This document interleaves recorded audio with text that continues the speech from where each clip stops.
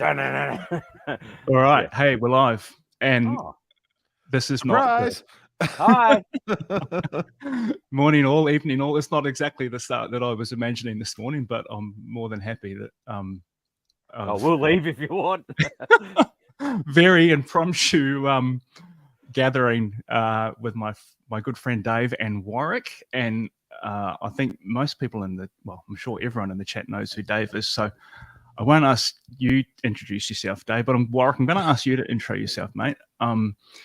We were just chatting. It's probably a few years back that you and I met, and it was obviously through common interests, right? Looking at the Marshall sitting in behind you there, and the workbench sitting across your right shoulder. Yes. Probably gives a few clues as to what you're into. But man, if maybe just spend a minute or so just introing yourself. That'd be a great way to start. Okay. Well, hi everyone. I'm Warrick. So I am a live sound engineer. I do touring with a lot of Australian acts. And also the whole time I have been doing amp repairs and modifications. I did an apprenticeship with an old Scottish guy who was like a mix of Doc Brown from Back to the Future and Billy Connolly, like that. He's crazy. Taught me all about tubes and valve audio when I was told at university I would never see a valve in my working life. I was laughed out of uni when I asked to learn about tube audio. And yeah, I've been doing sound for bands and modifying things, making things loud is my job. I also have now a corporate job where I take care of sound at the convention center here in Melbourne as well. So I do lots of things. Yeah, that's awesome. Who was the mad Scottish guy that? His name was Jim McLeod. He lived in the UK back in the time of Hendrix. He worked for Pink Floyd as like a technical advisor and producer and stuff. And crazy. He was actually a rocket scientist. So he used to teach navigation and all that sort of stuff to the Army and Navy. And cool. Interesting dude. Yeah. Crazy. Yeah. Well, man. Well, welcome to the welcome to the stream. We'll see how we go. Guys, I'll see how I go. Ask each other questions. Let's just do that. Circle, if no my rough plan here is to see if I can have the mental strength to do this weekly, but we'll see how we go. So we might start with I guess the week that was. So Dave, over the last week, man, what's been happening? What are your highlights? I filmed a video for a new product that I can't talk about coming out. That took one whole day of the week. I tested amps. That took a whole nother day of the week. Today, did you do the video in your shop? Yeah, with Jordan Ziff. And I don't know. That's a good question. Nothing extremely. Well, I mean, it's Thursday, so there's still time. There's still time. So nothing exceptionally crazy. Well, that new product release must be pretty exciting, though. That's it's gonna be. I just started to see some rough drafts of the video, so okay. If it's the one I'm thinking of, it's pretty which I think you did share with me once. Yes. It's pretty exciting. You know what it is. No one else does. See, I haven't told anybody. No. Not even Warrick. No, I don't know either. Hey, everyone else shut up and don't listen, and you guys tell me. Yeah, I'll wait for the stream count to go down to 0, and then we'll talk about it. So, man, when's the release of that? The 27th. Okay. So what do we? Oh, that's like roughly 2 weeks away, roughly. Yeah, cool. Yeah. And I bet you've got a bunch of folks doing videos. Oh yes, all the normal candidates, the usual crew, and probably more too with stores and everything else. Oh yeah, there's a whole bunch. I filmed one actually with Premier Guitar in April. I think so. they've been sitting on it for a long time. That's yeah, really, because that Wow. that's Yeah. We decided to hold off on the release to a certain because time. I mean, I heard you talk about it at the your Tone Talk on. It's been done forever. Yeah, like I It's been remember. done forever. I mean, it's good that the time passed because, well, okay, I can't talk about it, so let me shut up now. All of a sudden, you'll actually say what it is. Yeah, no, we don't want to do that. Yeah. So, I guess talking about the week that that has been. So Warwick, we connected this week, right? Because we sure did. We went to a gig on Sunday that was here. So Oh, Extreme and Living Colour played. They actually played the Monday before, but then came back and did a second gig on the Sunday. But one of the, I guess you already know this, Dave, but one of the lessons I learned from that experience on Sunday is that knowing the crew is more important than knowing the band. Absolutely. Absolutely. Always. Right? In terms of getting access to stuff, or getting in and getting access to yes, to the right, getting access to the band and so on. So yeah, absolutely. Yeah, that's an important lesson. We were there. It's always like, what ticket? Wait, I want to go to this show. And okay, who do I know? Yeah, exactly. Who's working? Who's working? Who do I know? Yeah. So we through a connection that I've made with this guy Mark, who works for Shaw, he might actually be on the stream. Actually, might be listening, Mark, and sing out in the chat if you are, mate. He's based in Boston, and he's good friends with Pat Badger. They go way back, and so through Mark, we'd organised a couple of passes to the Sunday kind of festivities, but security being security, we had access to soundcheck, but when I say we, it was Simon Hossford and myself at this point, and Warwick, you were flying in from another gig interstate that you'd just been at. We couldn't get in, despite, no matter what we said, what names I dropped or whatever. There was just no way we could get in until Warwick turns up, makes a phone call to his friend that was doing sound for Living Colour, right? Yeah. And next thing you know, the side door opens and we go. So like, yeah, that makes sense. Knowing the crew is the way to go. Mm-hmm. Absolutely. Because often the people that are checking your passes and stuff have no idea what these passes mean. No. And they're trying to look it up. They're trying to find out. And most of the time it's no. They don't even know who's playing. No. Yeah. Let alone the names of the people in the band Yeah. that you might be mentioning. Yeah. So it's just. Yeah. It worked out well, because if we would have gone in with your passes, they would have got rid of us after the little VIP sound check thing. But we just hung out. We had the whole gig to ourselves. Yeah, it was just the four of us: you, Simon, my brother, and I. And we just sat there and watched sound check, which was great. It was actually good for you. I was saying to you that it was good to see. A lot of people never see what an empty room sounds like, and then what it sounds like when there's people in it, and it is a massive difference. That you've got to allow for when you're mixing. It's huge. Yeah, there's a thing with loud guitar players that always rings true for me is like the sound guys say, turn that down, please, and turn that down, please. And I'm like, this is an empty room. Yeah, exactly. Yes, it seems maybe loud in this room right at this moment, but you put as soon as it's 1,000 packed, water bags, bags of water, mate. Put those in, they suck it all up. Disappear completely. And you heard it was all sound check always sounds big and powerful, and the mids of Doug's bass sound from Living Colour was amazing because we were hearing his rig. Yeah, as soon as it starts up, you don't hear that stage sound anymore, and you've got to allow for that in your mix when you're setting up sound check. Sound check's not supposed to sound good; it's supposed to be gnarly and hurt you.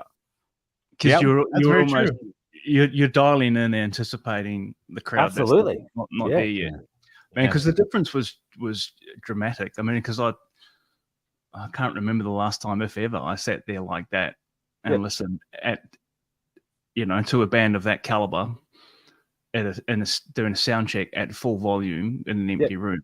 Yep. And it was like listening to an incredible hi-fi stereo. Yep. It was just so present and clear. And then when the room was full of people, it was like, man, where's all the where's all the clarity gone? It's dead sounding now. Yeah, it's true. The crew always say that people ruin gigs. They do. Yeah, Gigs would be amazing if it was just us in the room. Yeah, sounds better. Don't have to line up to get a drink. What's that? You know, way better. Oh yeah. Yeah. All right. Yeah, it was an awesome evening. And it was nice to through those connections. It was nice to get to meet Nuno and Pat and Gary. Hey, Nuno, shush me. Pretty awesome. Yeah. It was cool.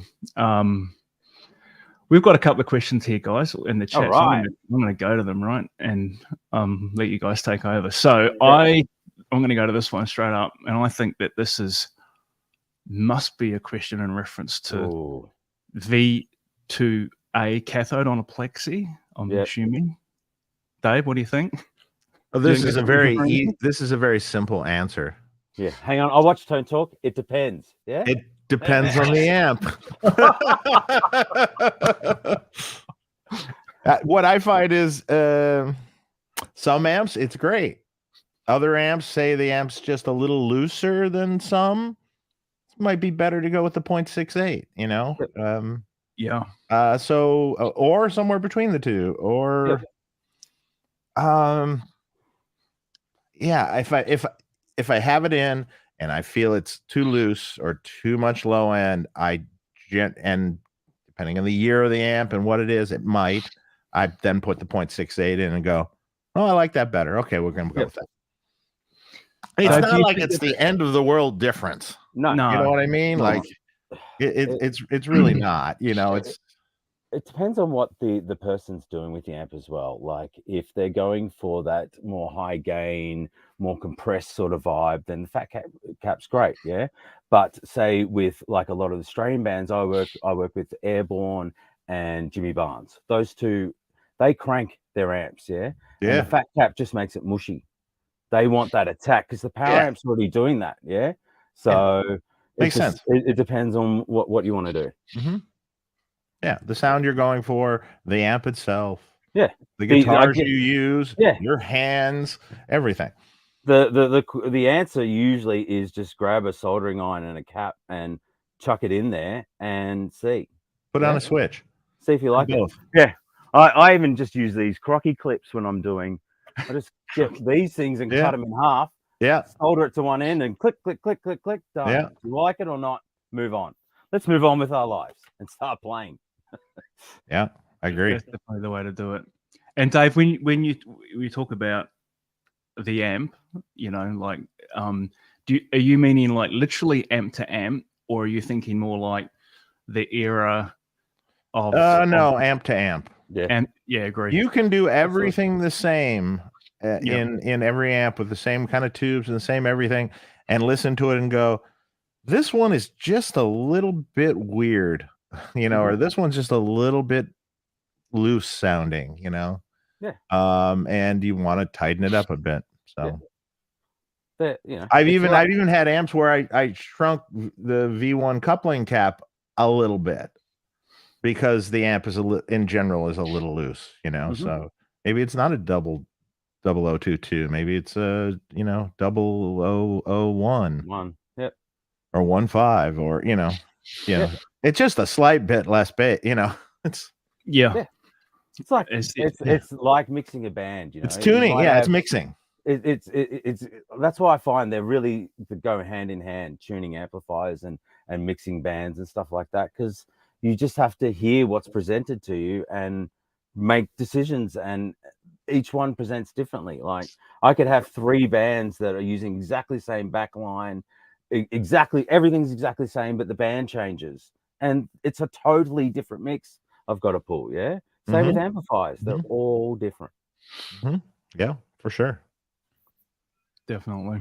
And I think I think you said it, Dave, the the impact of that bypass cap on that cathode, it's subtle. It's nowhere near as pronounced as if you're changing the cathode on V1 or the second stage if it's cascading, right?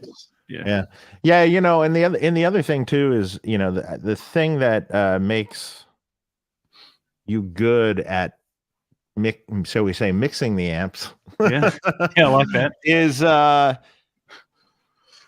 Is knowing what you're hearing and knowing what to do to change it. So if you have a stubborn amp that isn't quite where you want, where do you go? What do you do? What are the little tricks you can do? What are the little things? Oh, if I do this, it'll tighten that up a little bit. If I do this, it'll make it a little darker. If I do this, it'll make it, you know, knowing those little tricks is the real key. Yeah. And reading about those tricks doesn't help you. You just got to do the work. Yeah, you got to listen. You got to know what it does. You have to know, you know. Often you'll get to an amp to a certain point and you're like, yeah, not quite right yet. Right yet. And then you finesse a little bit here and there, a little bit here and there. And then you're like, at one point you're like, that's it. Yep. Yeah. I find when I play for a while and I don't reach for a knob, like if I'm playing for 20 minutes and I don't touch anything, I'm like, oh, I think I'm there now. Yeah. Yeah. Or if I'm just fucking tweaking all the time, I know I haven't hit that spot yet. You've got to have a reference that you kind of check in against too, right? So, like Dave, you've got your bare wood 4x12 that you always use as a reference. I've got my old Marshall cab over here that I use. You've got to kind of like always play that because you know what that sounds like, and you know what kind of like, let's call it good. That's what good sounds like. Yeah, and at a consistent kind of volume, so that you kind of. But man, that whole experience thing is so critical. Yeah, knowing. Hearing it and going, oh, where can I, as you say, Dave, what can I do from here? Because there's a million things you can do, you know. So let's say it's a stock Marshall and it's not quite there or something, and you're like, this one seems a little bright. Okay, so where are you going to cut the top end?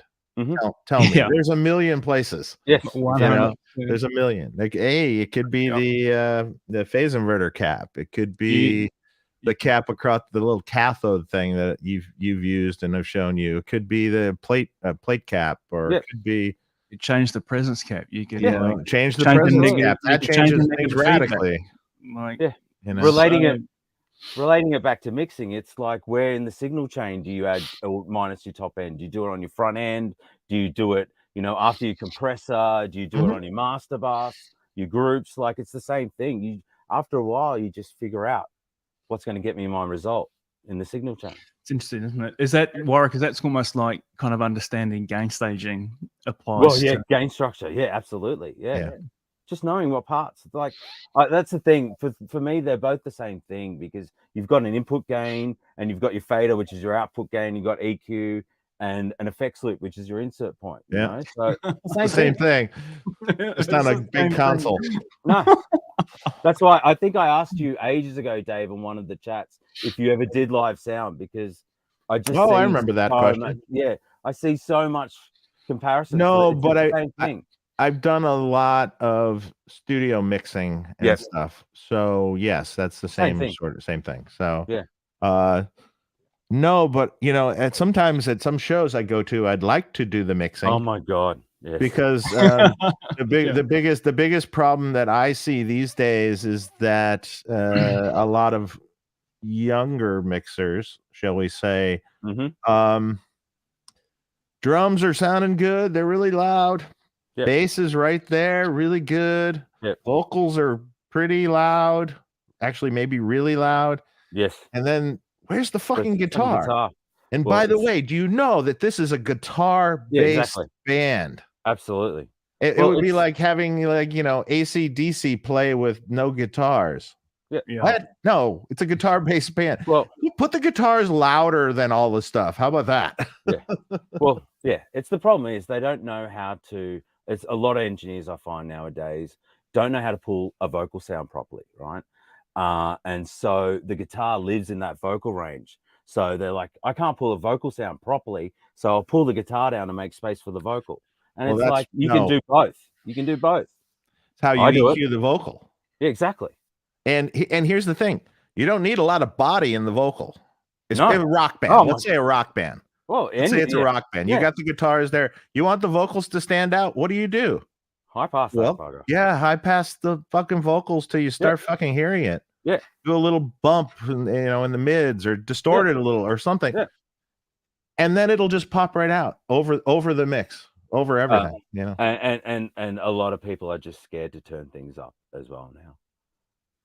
Yeah, Like, I mean, a lot of problems. If you just grab that fader and just went up a little bit more, you'd be fine. But it's guitars. Like one of my greatest pet peeves is that a lot of engineers now have got the wall of shame, they call it, and basically it's if a guitar player is too loud on stage, they bring out the perspex barrier, and it's like, man, learn how to do your job, because you don't need that.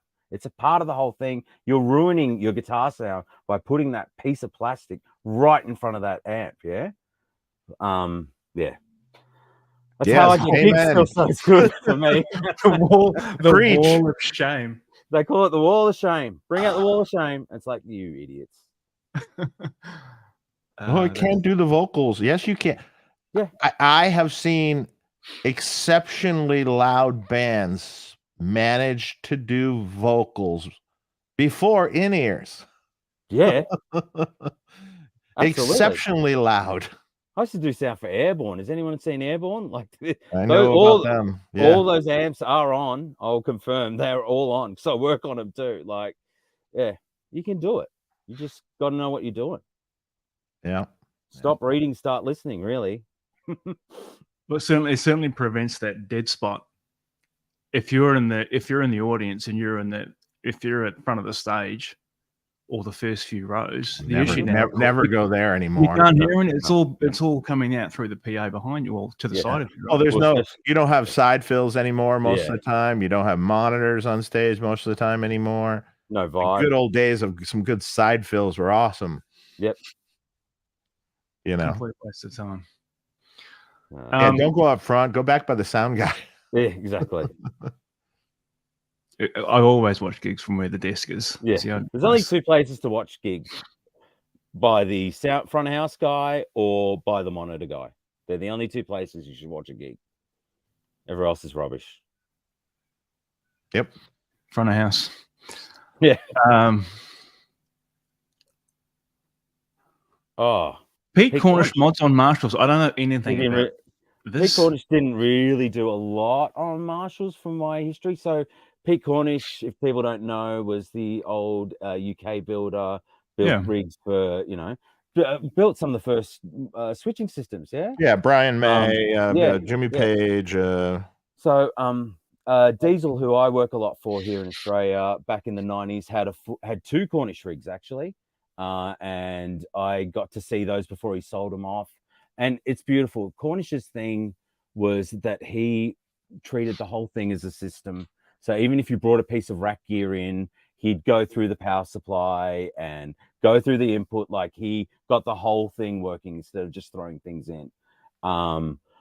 His pedal boards were very interesting as well. Like, everything was kind of built in to the board. Yeah, it's a work of art inside. It really is. Like, the wiring is amazing. Wow. I see. Yes, beautiful. Beautiful. Military and spec inside. Absolutely. Yeah, beautiful. I mean, he did some things to some amps and stuff for, I think I answered a couple of these. Yeah, he did some things for amps for people, but they were little performance sort of tweaks, reliability tweaks, power amp inputs and stuff, and things like that. Like for David Gilmour, actually, he used a Alembic F2B preamp into the power section of Hiwatt. So that dude that taught me, Jim McLeod, was right in with these guys. Like, so yeah, I had a lot of stories about these when I was growing up and taught a lot of those things, But yeah, they don't make him like Cornish anymore. Like, it was beautiful what he did. Art, like the inside of a Hiwatt. Yep. Art, gorgeous. So he sounds like almost more of a constructor than kind of a modder. Almost like Yeah, he'd be like if you looked at it from a English Bradshaw, Yeah. but went further than even Bradshaw would have. Like Bradshaw was into more sort of modular things where you could take a part out, replace it, replace the brain, put the rack units in, whereas Cornish sort of, from my understanding, built it more as a singular system. Awesome. There's a question here for Dave. There's always a question for Dave. Ooh. The DD500 SDE 3000. Yeah, definitely. That pedal's awesome. It's Period. amazing. Yeah. Done. I learned to Easy. answer these quickly.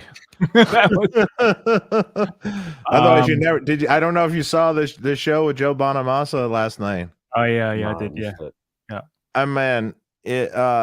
You know, I feel sorry if we didn't answer people's questions in the regular chat, but there was so many super chats that it was impossible to actually get to anything else. I mean, we were going on forever. You know. That was a good session, Dave. I mean, it was a good 2 hours, wasn't it? It was over 2 hours, yeah. Over 2 hours, 2.5 hours or something. Yeah. There was a really interesting part of the conversation about the Dave. He was talking about power supplies because he's got one of those fancy Ikusuis, yes. Yeah. And he was talking about the maybe you can remember exactly what he said, but he was talking about the difference between when he was running his amps in the UK and Australia versus back in the US. Which he really only sold once he got that power supply. Yep. Yeah, he really likes his amps, or he's used to his amps. Let's state that at 120, 60 hertz. You know. Yeah. So yes, you'd have the voltage conversion, but you didn't have the hertz conversion. You know, and so when he got the Kikusui, he can run it exactly the way he wanted it, 120 volts at 60 hertz all the time. And then all of a sudden, all the problems went away. Everything sounded right to him. So, yeah, it's a great piece. Foo Fighters have them too in their rigs and stuff. It's a fantastic piece. Yeah, it's awesome. It's expensive as hell. Yes. Yeah. I wish I could have one, but there's no way I'm going to buy one ever. They're like I don't know. Are they like $4,000-$5,000 or something like that? Oh, something like $5,000 or something. Yeah. Yeah. I even started looking them up last night. I was so interested in them. Yeah. Not that I want to buy one, but I just want to understand about what they're capable of. Yeah, they're cool. So, and the funny thing is they're not even heavy or anything. They're kind of on the light side. It's interesting. That's incredible. These are the ones I put in the Foo Fighter rigs. So yeah. We got a question here about effects loops. Series versus parallel. Why do you only have one option and not both on your amps? Is it just cost or something else? Look, I'll have a crack at answering that first, Dave, and then you can, and Dave and Warwick. I have an answer already. Yeah, same here. Simpler. I think simpler. Parallels are a pain in the ass. Yeah. Well, simpler, yes, but it's simpler. Not that a parallel loop couldn't be great. It's just when the person owning the amp has no idea how to use it, and then he puts in an Eventide, like an Eventide H9 or something in the loop, and leaves his dry on, and then you have all this phase stuff and phase cancellation, and you're like, why does it sound like phasey? I don't know. Yeah. When I said not to put it on there. When I said simpler, I meant simpler to use. Absolutely. At the end, I get enough. We'll probably talk about this a bit later if you guys hang on the line, but I get enough questions about effects loops, just the simple series ones, and people having trouble with them because basically anything that kind of borders on a 4-cable method style setup where you're bridging grounds between the input and the effects loop. Ground loop. 100%. So, and most products made that do that, by the way, do not do anything to fix it. No. I find that remarkable. But yeah, I think just not because parallel loops are hard to do. It's just that, I think a very low percentage of people would actually use them, and they'd be more hassle than they'd be worth in terms of, let's call it user error. Yeah. thought about it a Absolutely. few times to put it on a switch, but at least then, if Yeah. it was on a switch, you can just hit that switch. Okay, there you go.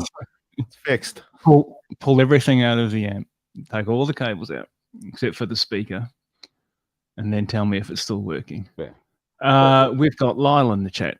Hey, Lyle. What's What are up, you working Lyle? on, man? What are you working on, man? You're still working on that basement, or has that one been done? Have you sanded it down all the way yet? Yeah. I want that chassis to look like a new piece of stainless steel. Yeah, you're gonna polish it. Remarkable job, Lyle. You've got more patience than I have. Yeah, I don't think I would have gone that far either. I think I would have handed the amp back to that dude. But man, it's awesome that you're bringing that one back to life. There's a question here from Alex. How do you read tube data sheets to find out what choke specs to buy? I mean, I don't know if that's really going to tell you what choke spec to buy. No, you can use a variety of. You can use almost any value choke in almost anything. It's going to sound a little different, but 3 Henry, 10 Henry, 20 Henry. It depends. Anything in between doesn't really matter, but yeah. I think it's in my experience, spoken about experience, it doesn't make that much of a difference. You just, as long as the choke's working and not short circuited. It's kind of hard to hear the differences, to be honest. It's kind of an interesting thing. I just find it's the way the thing feels more than anything. Yeah. But then, I don't know. I haven't really invested the time to really A, B, C, D, whatever, a whole bunch of them in the same circuit. But back to what we were saying before, there are so many other ways and things that you can change to impact the feel of an amp. Yep. It's just a question of where you want to do it, what kind of result you're going for. Absolutely. That's the personality of your amp that you're making. That's how people make their amps sound similar. Like, honestly, all of us, all the circuits that are out there are pretty much the same with only little variations. It's those little things that impart your character onto what you do. Mm-hmm. I've never put a resonance knob on a straight super lead. Yeah, my comment is why. You don't need it. Please don't do that. I mean, you don't need it, and I don't really see the purpose. I mean, on that kind of that sort of amp, I think, I think you'll find you hardly hear any difference once that amp is just smashed to hell on 10. I agree. And what makes a bigger difference is, if you want to try, is play with the presence cap value. And anywhere from like 0.1, 0.22, 0.33, 0.47 to 0.68. It's interesting to hear the little in between ones also, like 0.33, for instance. It's kind of cool. I remember you saying that to me last time we chatted. 0.33, you were well, some of the old Jose amps and stuff that I've been involved with, a lot of them, the era amp it was, he didn't change anything in the rest of the amp. It's just like whatever era amp it was, he shoved the mod on, basically.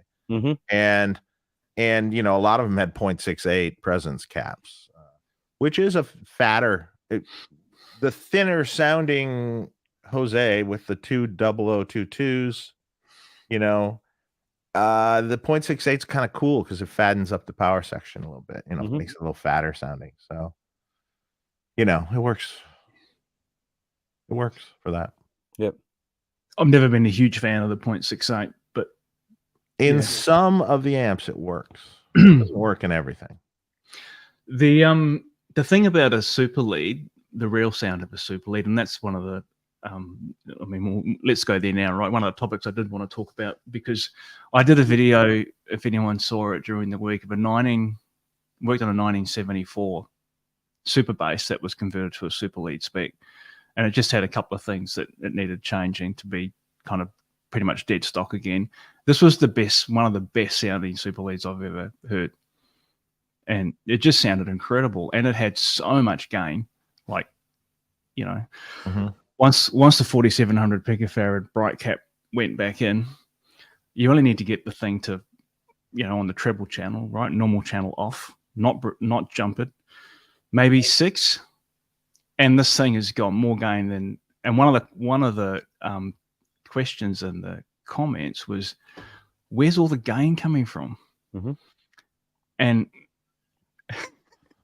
right, that's how they are. I know. I mean, I don't know. That's so that era amp would probably have relatively high play voltage, I would imagine. Yeah, it wasn't super high, but it was 470-ish. Oh, that seems kind of low.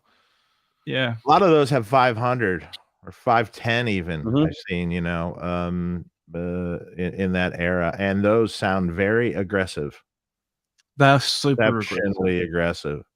The conclusion, the sweet spot though, like the old, Van Halen era Plexi, like 12 series amp, generally that's around 460 to 470 consistently in every one I've ever seen. And there it is, sort of a sweet spot, but it's not quite as aggressive as you think it would be. It has more of a compression to it all, and sonically, lots of gain though. So much gain. I mean, that bright cap, adds a lot too. So you're cutting, it's at full volume already. At 6, it's already at full volume. It's just attenuating the frequencies that are below a certain point.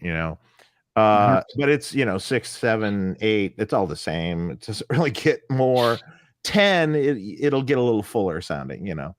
But you back it off and it's right in that upper mids and just like grinding, and that'll even seem like its brightness will make it seem gainier and everything too. I just think so many of them over the years have been modded to take that bright cap out, and maybe a few other things, and so you ended up with someone who's bought one, eventually got their super lead after it's been through 10 sets of hands or whatever and been modded maybe 5 times, and then they try and use it and they go, "Oh, it's a clean amp." It's because it's not. Well, just turn it all the way up. I mean, I think the bright cap is only really useful if you are playing it reasonably distorted. If you want clean, martially clean, or even slightly gritty, it doesn't work very well. You can blend the bass channel in if you want to do that trip and get it relatively, but you can't quite get it low in gain. With too that spiky. That's why a lot of the caps were cut out, was because a lot of the players that I saw back then were cover band players playing in clubs, and a 100-watt Marshall is too loud, and so a lot of them would be wanting their amps a bit cleaner and then using drive pedals, and so that bright cap is just too spiky.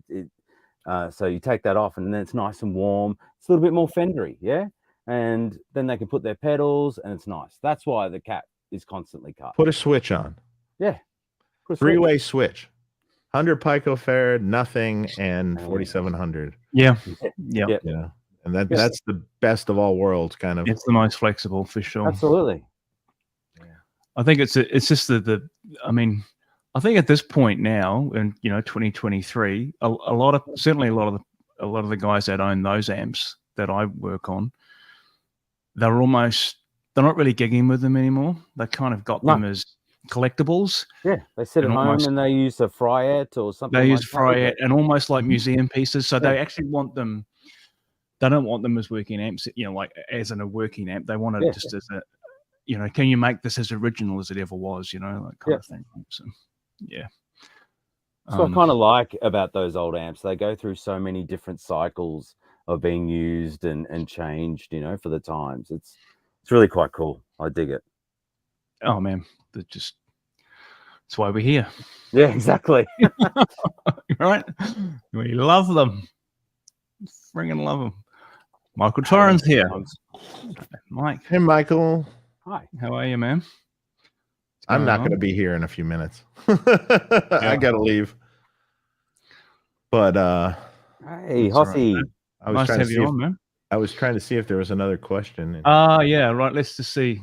Okay. Was there something here for you, Dave? I'm sure there was. Simon Hosford's somewhere flying over Australia at the moment, going to Newman, which is in the outback, Western Australia, to do a gig. Oh, hang on, I might have a few more minutes. DD2. Here's a question for you, Dave. Well, you got a couple of minutes left. I think I got a couple of minutes more. Okay. Hang on, I was texting someone. Sorry. Oh, that's all right. My wife. The question is, for those who are listening to this and can't see, new old stock vintage tubes versus new tubes. Are the vintage tubes worth the cost?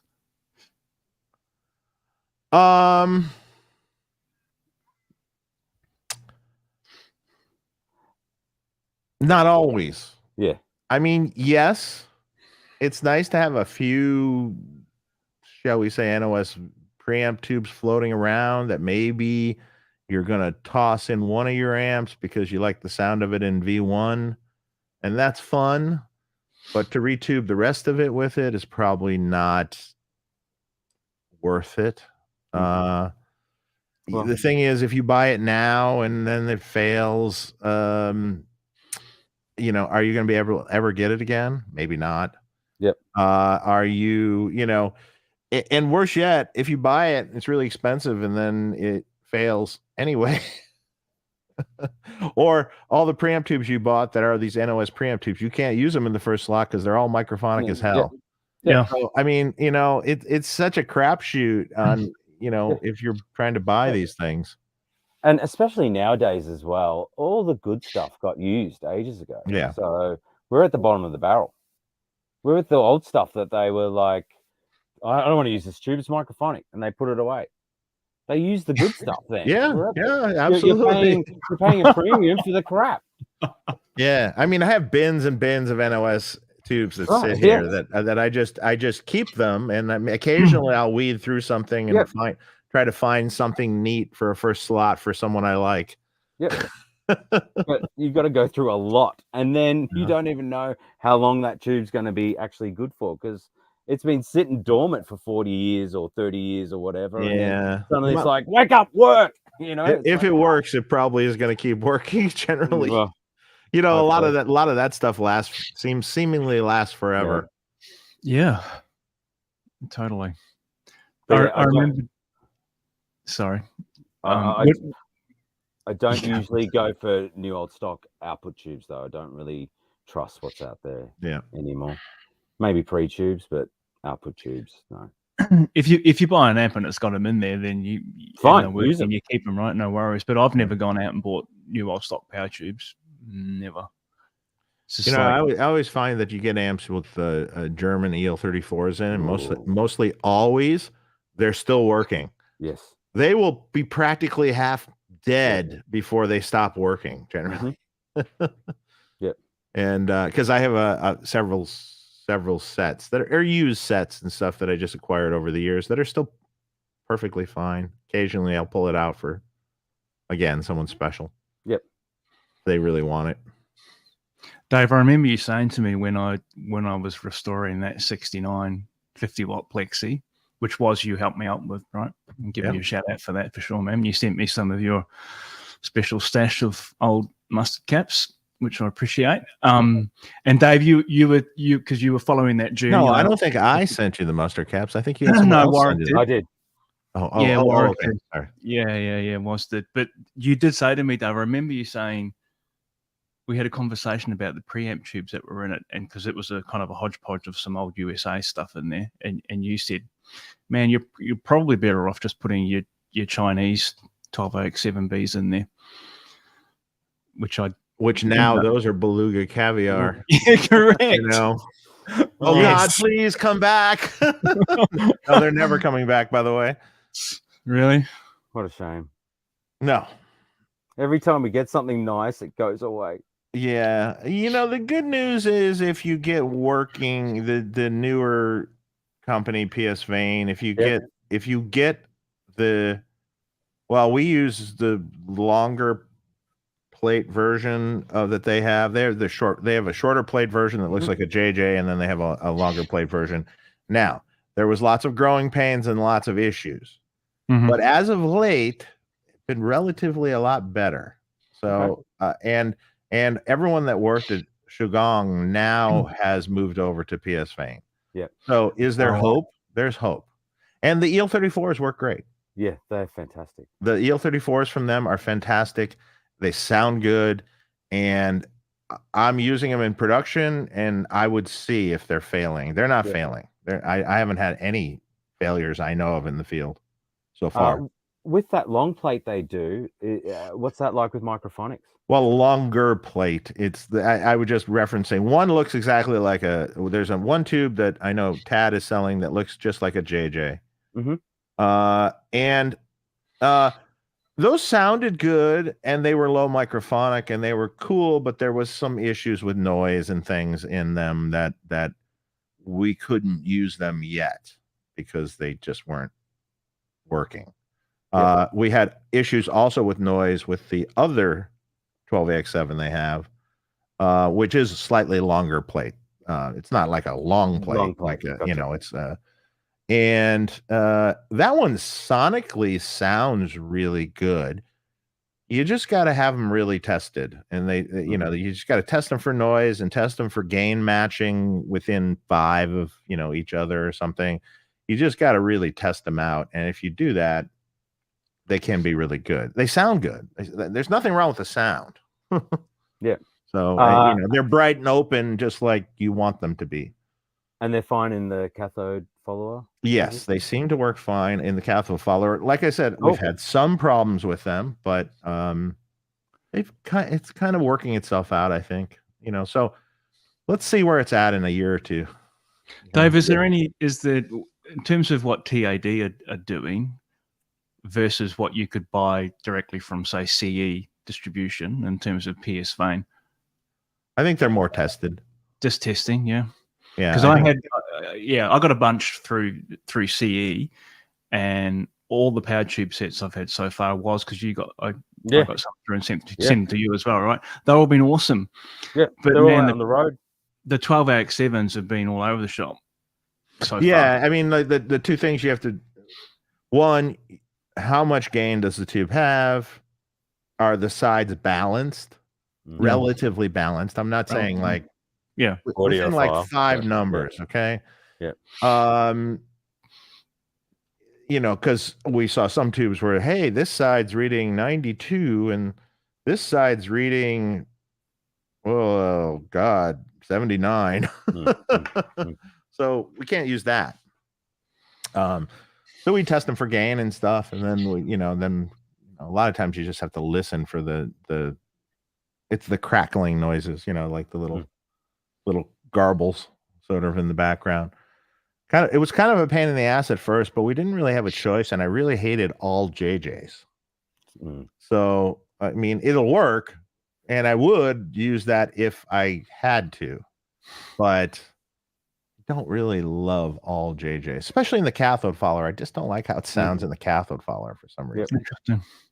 Kind of okay in the driver, kind of okay in the first slot, but not my favorite. No. But we use the JJ in the first slot for microphonics, and then we use the rest and the PS Fane power tubes, and it's fine. So far, so good, at least. Yep. We'll see what it's like tomorrow.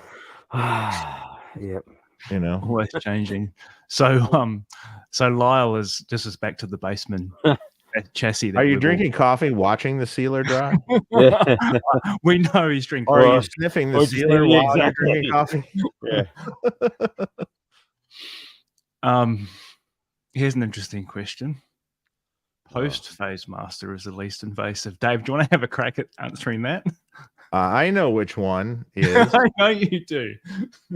Although it's not widely known. I don't even know how to explain that one, but it's not widely known. I don't even know if I want to explain it. Yeah. Do you know about that one? Yeah, you sent me a... Well, I know you know about it. I don't know what you're talking about. So okay. Sure, yeah. Well, you should share that with... Yeah.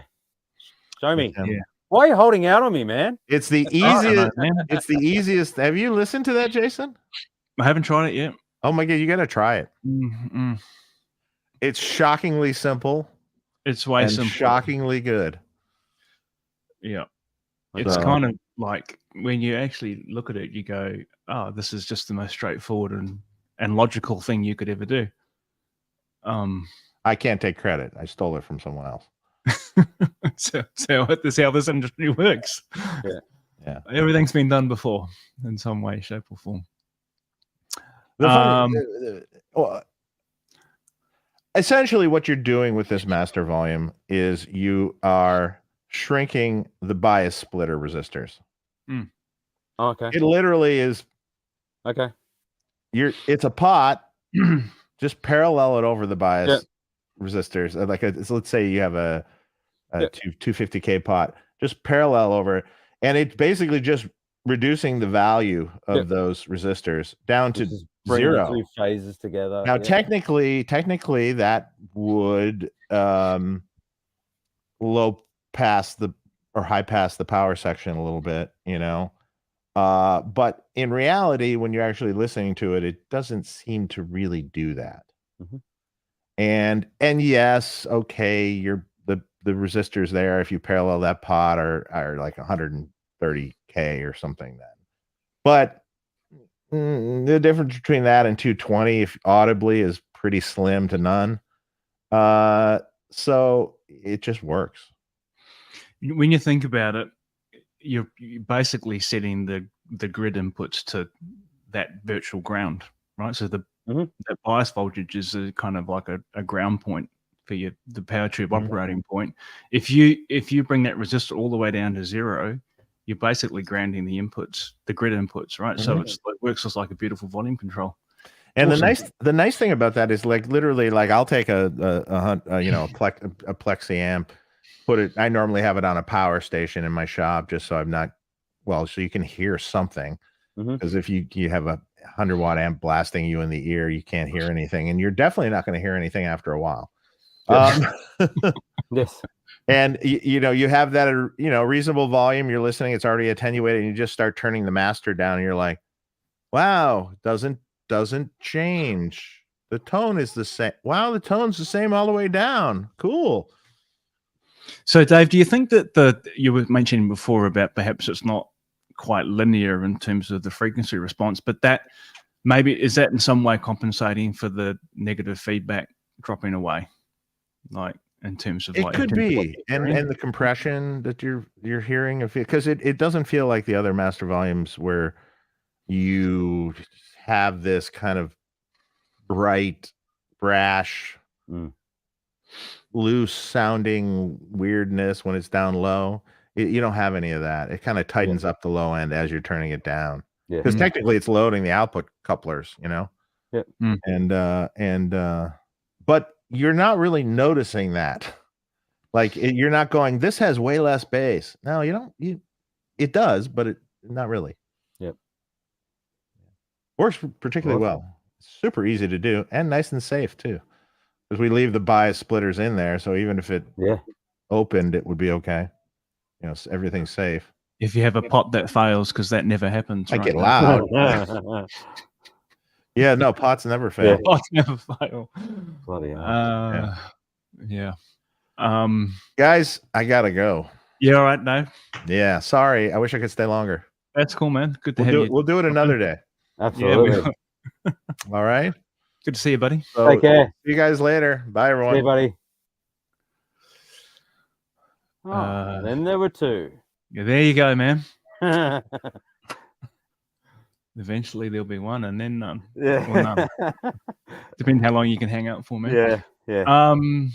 Let's see. Yeah, we'll work through these. I've got a couple of other things I did want to cover, and then we'll wrap it up. Because if I can, as I said, if I can get my shit together to do this weekly, we'll have plenty of time to get through this stuff. Oh man, you'll be welcome any Friday, man. Awesome. No, I haven't. The question is, have you played around with new old stock pre-and power tubes in the Alta 100 for my own interest? No.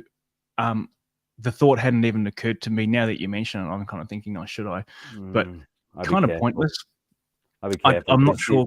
Yeah, you'll put something in and go, oh my God, I love that, and then you can. Yeah, I don't want that to happen. Sometimes it's better not to know.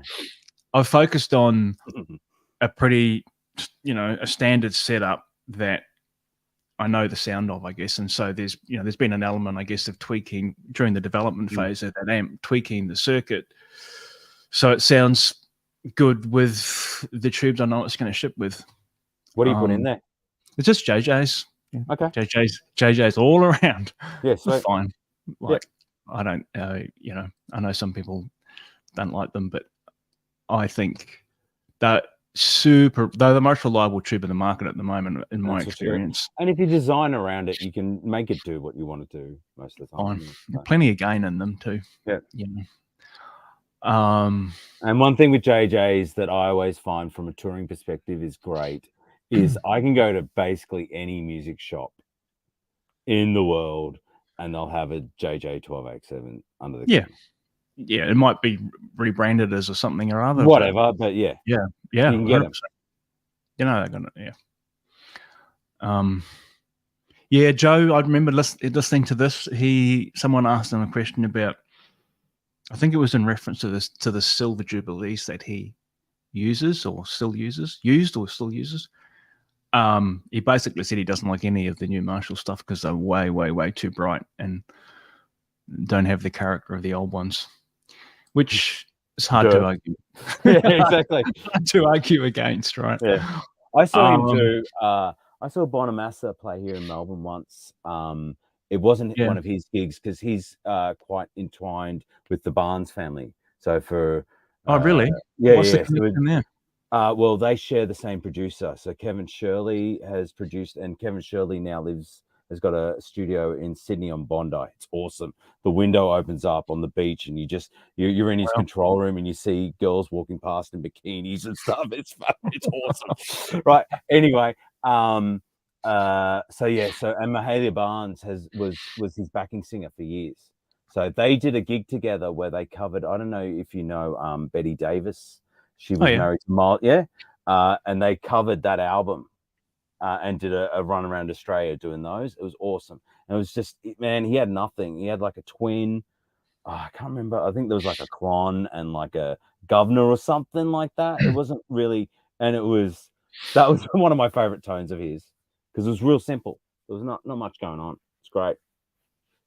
Yeah, this is interesting point because I saw him when he came. He played at the Palais, which is how many would that seat was, the Palais? Oh, lots, because they got the balcony too. Yeah.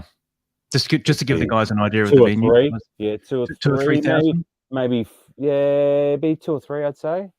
Yeah. So it was an awesome show. Quite a variance, but yeah. Yeah, it was an awesome show. He was amazing. But my only wish, if I had a wish, I just wish Joe would tour and play as a 3-piece. Too much going on. Much going on, man. There was like 3 backup singers, brass section, keyboard player, percussion, drums. Was this on the last time he was out? Probably. It was pre-pandemic. It was probably 2018, somewhere around there. I don't know, give or take a year. Okay, Mahalia would have been doing backing vocals then for that. Yeah, it was awesome. Yeah, it was like amazing. The production, it's a lot of sound, but it's just like I just want to hear the dude play guitar. Yeah. Absolutely. Yeah, and he can sing. I mean, he's way good enough to do 3-piece, right? He could just rip it, right? 3-pieces sound bigger. They always sound bigger. Yeah, and just get a power trio going, it'd be awesome. Yeah. Well, you can even hear from the mix, like in between, say from Living Colour and Extreme are sort of, same sort of lineup, but Living Colour have all those samples and all that extra stuff going on, which just clouds up their mix. And so it sounds smaller when, then Extreme came on and it's just them and you've got a chance to, every instrument can live in its place and you can make it bigger, More is not more. It's so true, man. They were Extreme just sounded just more Huge. punchy, way more punchy. Yeah. By comparison, yeah. Yeah. Just across the board, right? The drums, the bass. I thought Pat's bass tone was awesome.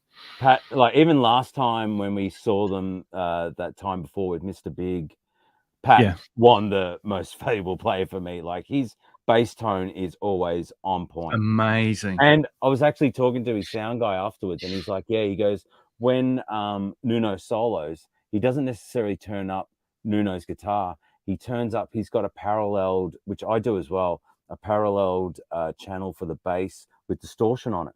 And he shoves that into the mix, and that just fills it out while Nuno's, it fills out the interesting sonic landscape. Yeah, it's cool. That is cool. Yeah, wow, I didn't. That's awesome. Was that our mate Frank? Yes, that's right. Yeah, that's right. Our buddy. I quizzed him. Yeah. He's a cool dude. He was awesome. Yeah. And he was like, his duties were broader than just doing sound. He's like, nowadays taking care of the band. Yeah, well, nowadays most sound guys are tour managers as well. Yeah. So it can be quite demanding because mate, he did everything. He did everything from hosting us in and out of that whole like meet and greet thing, as well as taking delivery of the pizza that Nuno ordered for after the show. Cheese pizza. All of it. Yeah. Oh, it does sound as well. Okay, cool. Yeah. That's kind of realistic nowadays. Like even when I'm out on the road, that's what I'm doing. You do all the advances going up, all the production advances, all the catering, all that sort of stuff. And doing sound is kind of that tiny bit of your gig nowadays. Yeah. It's you don't realize until you see it. Yeah. Like it's nuts. It is nuts. That's cool. Question here from Johan, which is why do guitar amps have that much bass anyway? Do people not buy them otherwise? So in other words, if you don't have bass in your guitar amp, people won't buy them. Look, it depends on that. I'm going to say it depends. It depends on the amp, of course.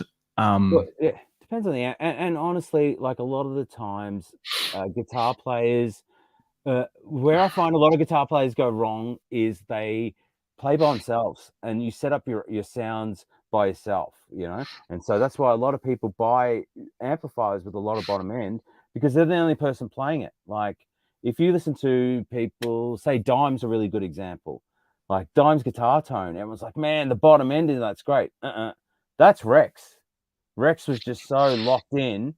It's actually the bass player a lot of the times. If you hear a lot of guitars by themselves, there's not that much bottom end when you put it into a band context. So, but yes, a lot of amps I notice have a lot of bottom end because it sounds friendlier in the shop and when you're at home by yourself. It's so true. I think as a general, like what's happened as kind of guitar amps have kind of let's call it modernized into the modern era. You've ended up with amp designs that have much less bass in the preamp to keep the kind of preamp pretty tight, tighten up, and then they compensate for that with resonance, depth, thump style kind of circuits right on the power amp, which is cool, but as Warwick said, right, can be dangerously overused, and they sound awesome when you're cranking it by yourself, but in a band context, can just trample all over the bass player and end up with a lot of the time that's why people reach for volume, I feel, is because they set it up too bass heavy, not enough mids. Like we said, the difference between sound check and the gig, they set it up so it sounds nice. Guitars aren't supposed to sound nice. No, it's not. But the thing is that what I have learned in my little, very early foray into building and selling amps and marketing them into that world, right? Mad bastard. Anyway, I know. People want the thump, right? There's a whole segment of the market, and these are the guys that will spend on boutique gear by boutique I mean individually crafted, built stuff, not like stuff that's coming off a production line 1,000 units a day kind of thing. They want those tones because a lot of those amps sit in rooms like this and never go out. So to the last part of your question, I think there's a strong element of truth in that. People won't buy them if they're dialed in to be pointy mid-range instruments, which you actually do need if you're playing live. But they don't want them playing here because they want the big. Doesn't sound huge. They want that, they want that 4x12 to move some air. Yeah, exactly. Yeah. At not a ridiculous volume either. No, this is it. Your 4x12 will move air if it is cranked, that amp, but no one's playing that loud, No. This is it, man. So it's a really interesting conundrum because I will honestly say that, there's settings in my amp that I've dialed in and, and Simon and Hosford and I were playing with the amp the other day, right, and created that video. There were some things that we dialed in where I knew that this is a tone that people would actually, a segment of the market loves and would dial in. But we moved away from that back towards something that was closer to the recorded tone that we were matching, which had, less bottom end, more mids, this kind of thing. So,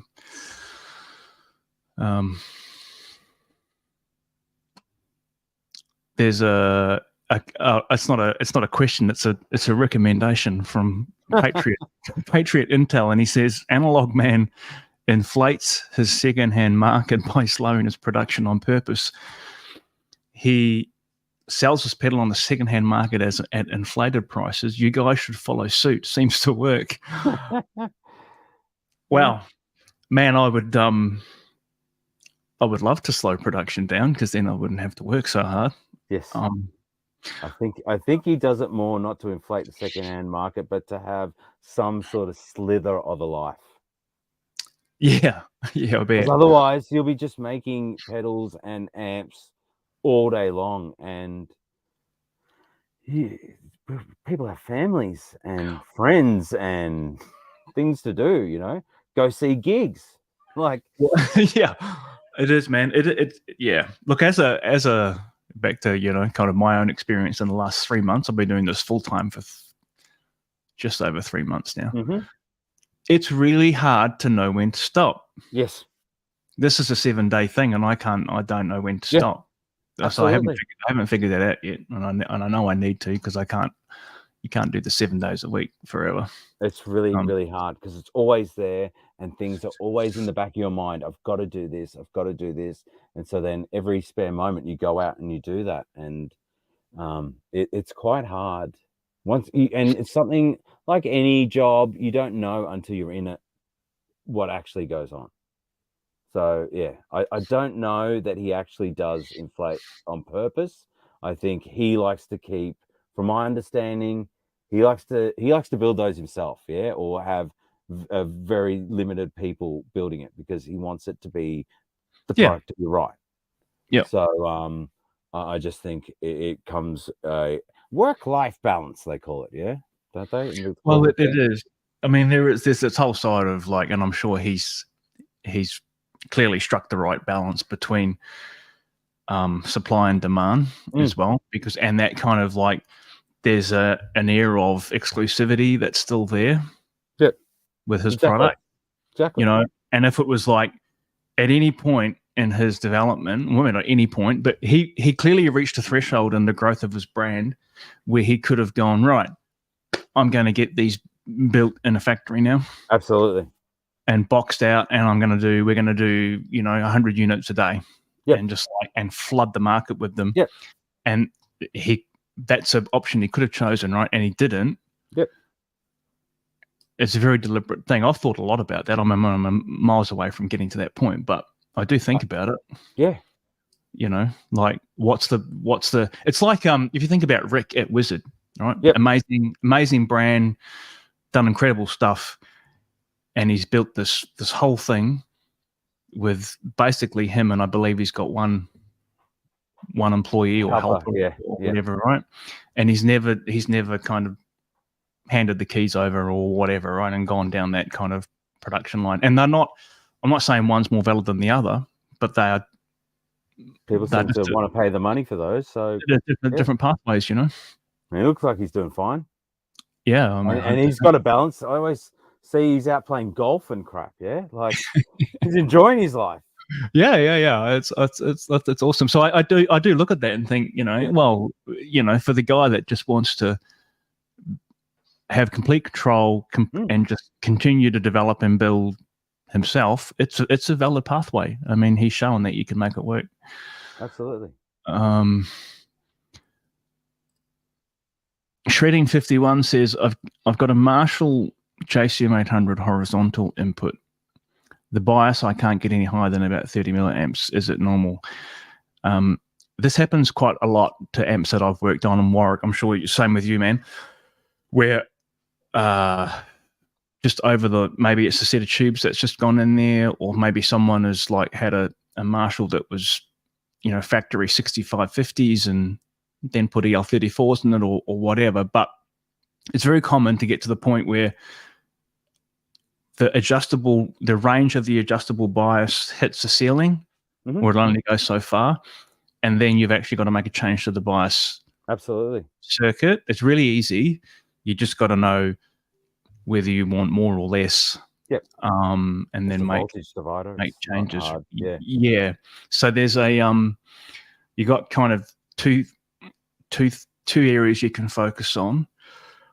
There's normally a drop-in resistor off the bias tap right at the beginning of the bias circuit, and you can play with that value. So you can parallel a resistor over the top of the resistor that's there. Use Woz's croc clip. Yeah, that's it. Right. Figure out what value you need. Have you got one of these old things? I use these all the time for the exact thing. You know, those old resistor wheels. You got one? Oh yeah. I don't, man. That's perfect for you. Chuck that on. That's my value. Done. Yeah, but by paralleling in a resistor on top, all you're going to be doing is reducing the value of that resistor. So that'll give you more bias adjustment one way. And the other thing you can do is Warrick just mentioned, right? There's normally in a Marshall style circuit a 15K and a 47K voltage divider that bias pot is part of, and you can adjust one of those resistors and get more range out of it. So it's not that something's gone wrong. It's just that the tubes you've got in there. Look, and also like during the cycle life of this amplifier, we had. That would have been through the time in the early mid-90s where EL34s probably weren't. They were hard to get. So a lot of Marshalls ended up with 5881s in them because they were the only reliable tube at that point. Yeah. So that would have had a bias change. Even the end of the towards the end of the Wing C Svetlana's, they started getting really hot. And so you needed to adjust the bias network to be able to bias those in as well. So it's probably just been changed over the time. Like it's not a hard thing to do though. It's not, and I wouldn't worry about it. Nothing's gone wrong with the amp, unless you measure the actual bias voltage, and then you take your tubes out and it drastically changes, like the negative voltage on pin 5. If you take your tubes out and that voltage jumps up and down, then you got a problem with the tube. 100%. It's just a tweak. So Troy Naberman. Hey Troy. Anyone who watches Leon Todd's channel should know who Troy is. Troy is the other part of the Gear podcast that Leon's doing now. And I recently had the pleasure of working on Troy's 78, 79 JMP. I can't remember, man. You have to remind me. But that was an awesome amp. It's back with Troy now. But the question from Troy is, hey guys, I spent the weekend gigging with my Mesa Stiletto. Have you guys been inside them? Do you have any insight how they compare to a real Marshall? I haven't. Have you been in one of those? I don't know. I don't. think so. I've been in heaps of messes over the years, but I don't know. I'd have to have a look at it and see what the front of it looks like. Like I'm guessing it's the more martially one. I don't know. I don't spend a lot of time in Boogie Land. I know in the past they are incredibly tedious to work on. But yes, I can't give you a yes or no. I know Lyle, and I see Brad. Hey Brad, I should have called you out when I saw your comment. I know Brad's here as well. Okay, champions. Oh, Brad, what a legend. I did enjoy Brad was just on Lyle's channel, and I don't know whether you guys have worked it out, but unannounced, it seemed like it was unannounced. Lyle in 30 seconds asked Brad to name everything that was wrong with Mess Ramps. Oh my God, it would have been great. It was pretty good. Brad did a pretty good job, man. Although Lyle said he missed a whole bunch of things, but it's pretty cool. I'm sure it would have been very animated and very Australian the way he did it. It was very Australian. And look, and people contact me about working on a mess, so I just say sorry. It's just not something I've gone into, and I don't really kind of want to. There's a follow-on question from Troy to Was, which says, now that Dave's gone, Warwick, who's your AFL team? Well, I don't really follow footy that much, but I grew up in Essendon, so of course. I'm a Bomber supporter.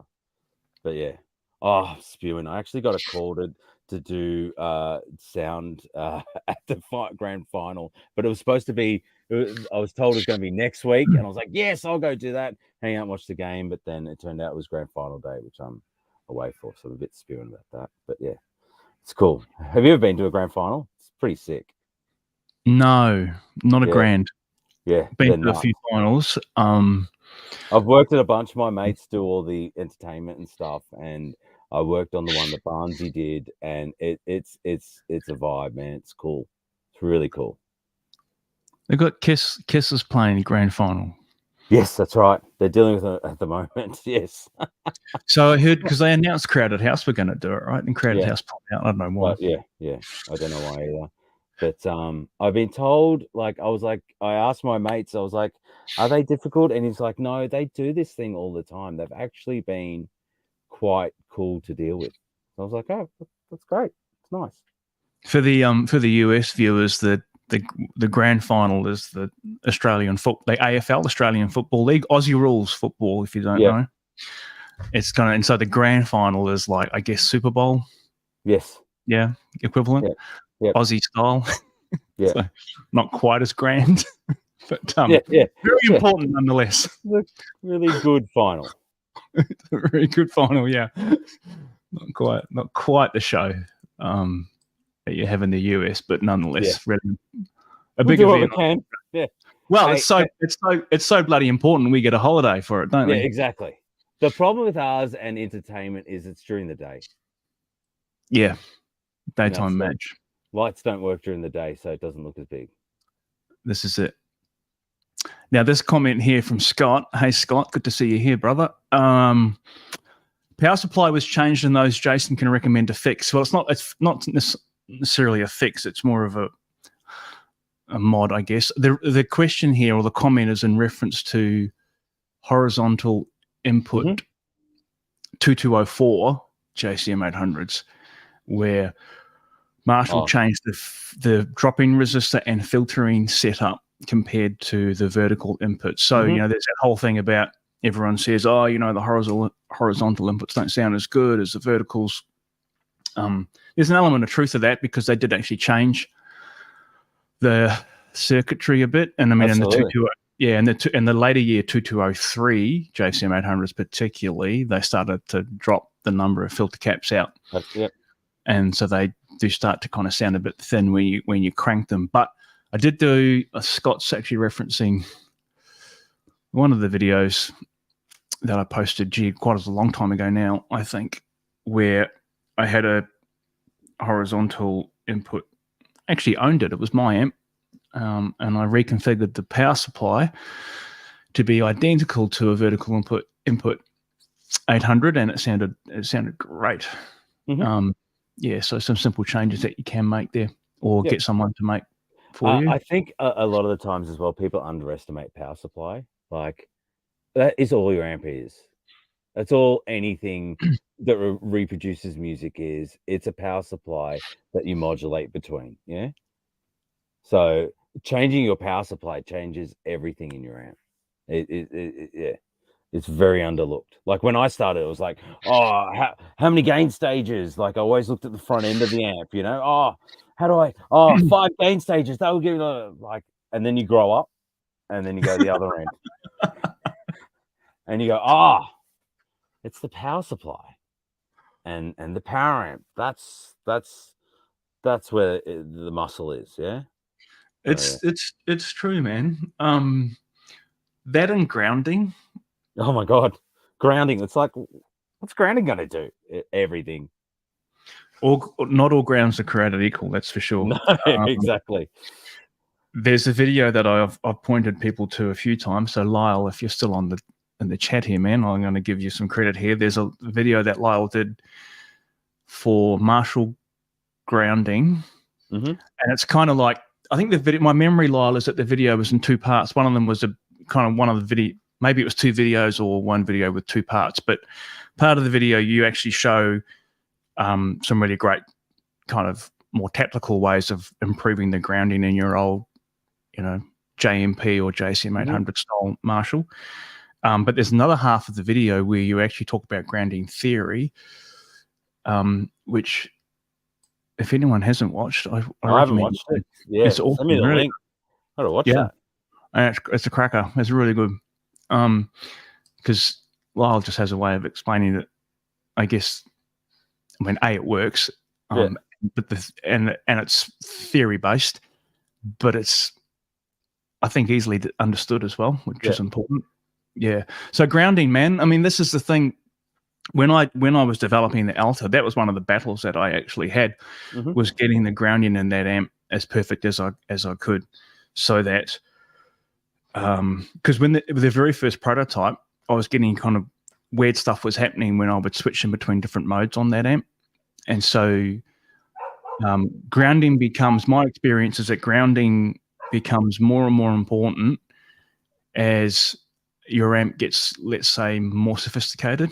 If it's got more gain stages and it's got more options and it's got channel switching and other things going on, then getting the grounding scheme perfect is just critical. And in a lower gain, simpler amp, it's important, but probably you probably get away with more if you haven't got things right. So yeah, grounding power supplies for sure, man. I think also grounding goes even further than that to one mistake I see a lot of people do when they're setting up their rig is they plug, like if they go to a venue and there's a power board at the front, they plug their pedal boards and stuff into that power, and then there's another power at the back and they plug their amps into that and blah blah, and then they wonder why things don't sound right and they get hums and buzzes and all those sort of things. Yeah, like I always unplug and make sure that everything is plugged into the one power board and power source. Yeah,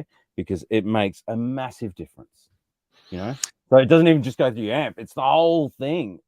Ground it properly. And it is, and you've given me a really nice segue into one of the questions I did want to cover on this chat, because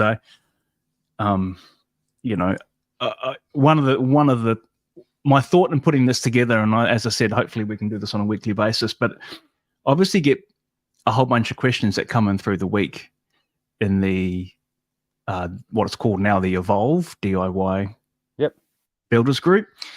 And then people email me stuff as well, and I try and put them to the group. But occasionally I'll give in and just answer them directly as well, or they send me a Facebook message chat or whatever.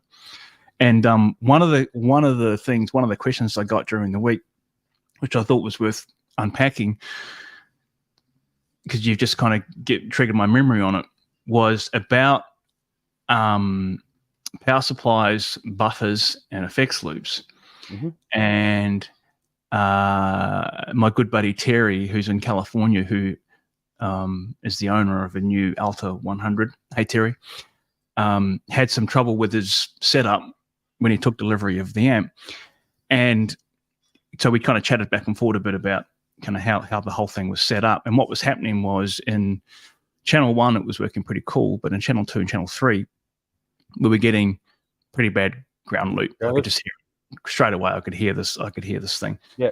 And interestingly, Terry was using this product from Vertex Effects, which I hadn't really come across, but I looked it up once he told me what it was using, and it's a buffer.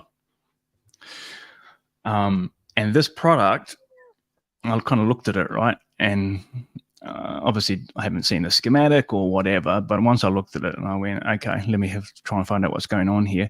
It has, let me guess, it was a BB Wah rebadged as a buffer.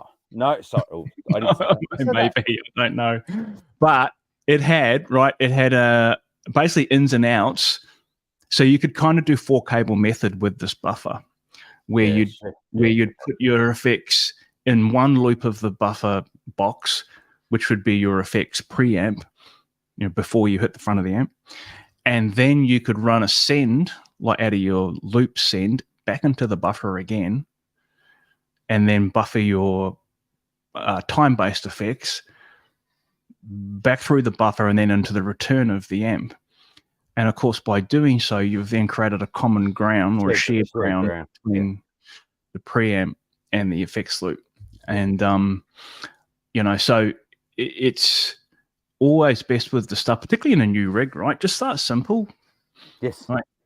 Hey, I've even run into problems where people have got, so for those instances, you definitely want an isolated, supply, yeah, where the grounds on the output of the power supply aren't touching, yeah. But I've run into problems where people shove so much on the board and they've got stuff in the loop and stuff in the front end, and the jacks touch, and so the metal and the two jacks touch, ground loop. Yeah. It's you just gotta be careful. It's back to Lyle's video about grounding. So in a high gain amp, particularly, the way that you marshal the ground currents out through in the amp, really important, right? And as soon as you mess that up by creating your own ground references and so on outside of the amp, you can run into trouble. Run into trouble for sure. Lyle's saying here that I think this is back to the Joe Bonamassa comment about the new Jubilees. A lot more has changed in the new Jubilees and just the Transformers. Those are just the things that Joe can see from the outside. Absolutely. He knows. Yeah, cool. Yeah, absolutely. Yeah, 100%. Those are not amps that I've worked too much on because they're not the easiest things to mod, of course. People normally send me 2203 reissues and stuff like that to work on. Oh, man. I got once, a dude had one of those slash amps, which is the same thing, yeah?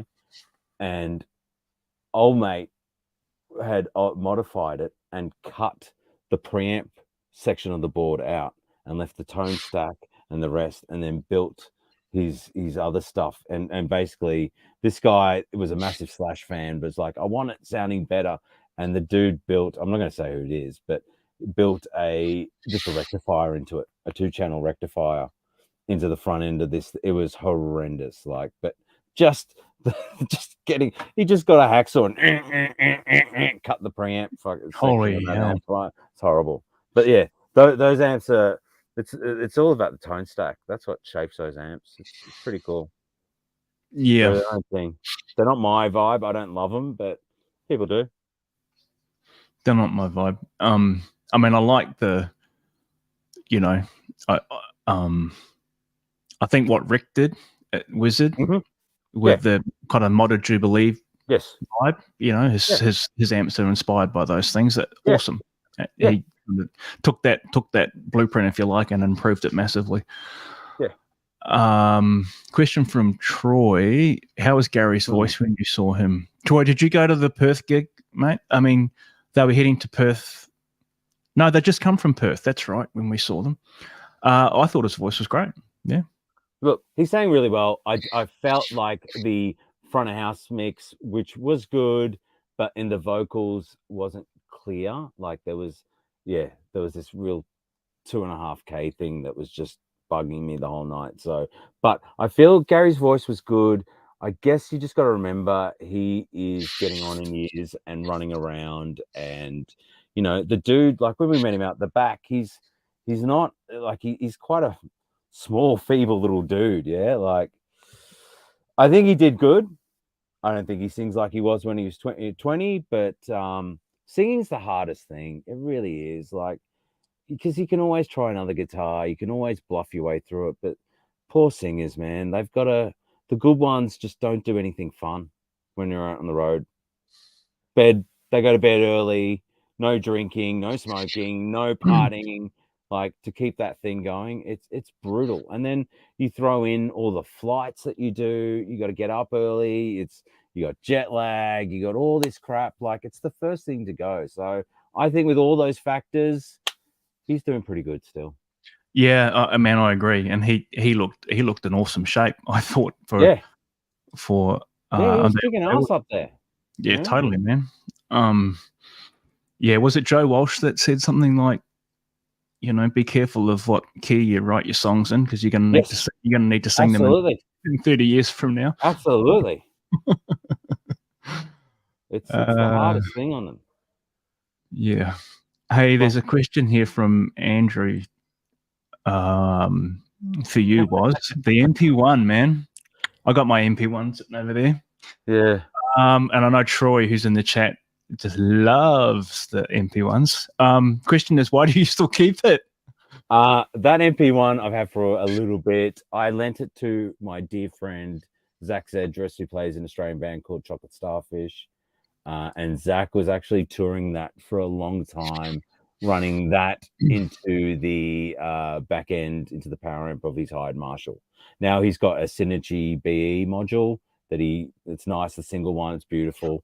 So anyway, I got that back not long ago, and we're going to go see Extreme, and I cracked out my N4 and shoved that into the power amp on those Marshalls, and it's having some fun. But did you sound like Nuno? I sounded better. No. No. But look, why do I still keep it? It's because my name's Warwick and I'm a gear hoarder. I can't throw anything out. Most of the stuff I don't have anymore is because I've lent it to people and I've forgotten who I've lent it to. That's the only time I get rid of gear, usually. I know it's bad, but it's too much. Yeah. No, I get it, man. But when I was 16, I wanted one of those. I got one. Hey, while we're speaking about Nuno's tone, how's those amp settings?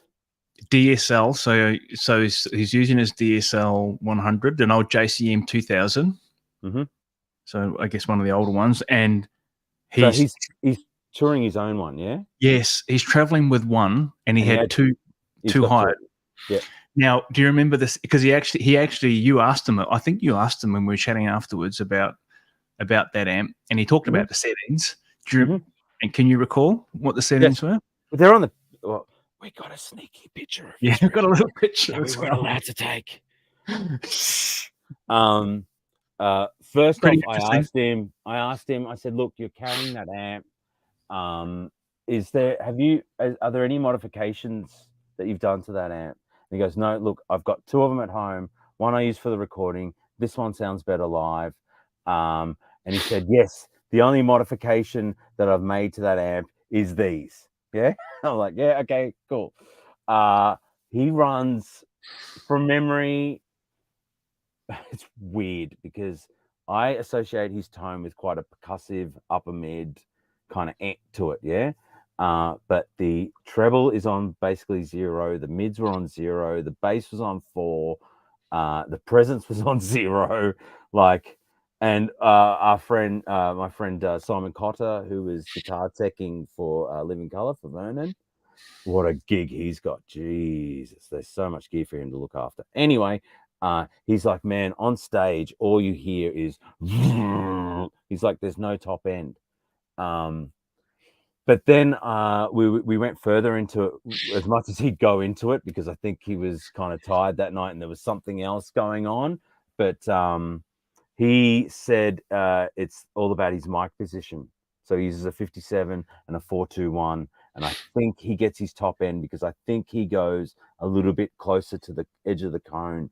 So the amp is quite thick, and then I think he's getting a bit of his off his mic position. And the interesting thing he said about that was, I was like, look, because there was no high pass filter. There was a lot of bottom end in his guitar tone. Yeah, lots.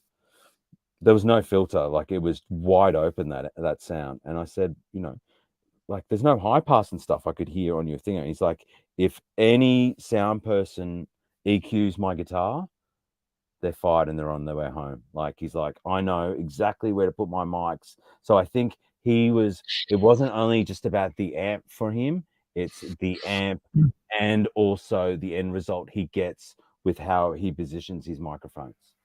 I remember that now that you mention it, he got quite animated when he talked about. Yeah, he shushed me, remember?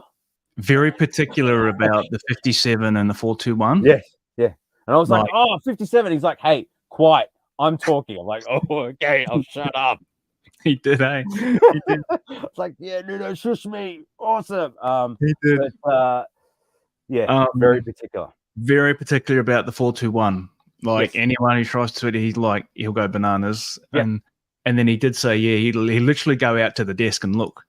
Yep. And if anyone's EQ'd it, you're out the door. Gone. Yeah. Yep. Yeah. Like, he runs that show. But look, that's a killer combination of 57 and 421. Like, I've been around with Mike Fraser, who is he's done a couple of Airborne albums, but he was Bob Rock's engineer. He worked on the Blue Murder stuff. He worked on 1987, I think, as well. Like, he's done all the AC/DC things since Thunderstruck, and that's his go-to, is a 57 and a 421. Like, it's a cool vibe. Mixing them and getting them exactly right. Boom. They both do things the others don't do. But I think a lot of his tone comes from that, his mic choice and position. Yeah. Because the settings are wacky. Well, he said that. He started the conversation, I think, by saying, look, I have the amp set just totally weird. Yep.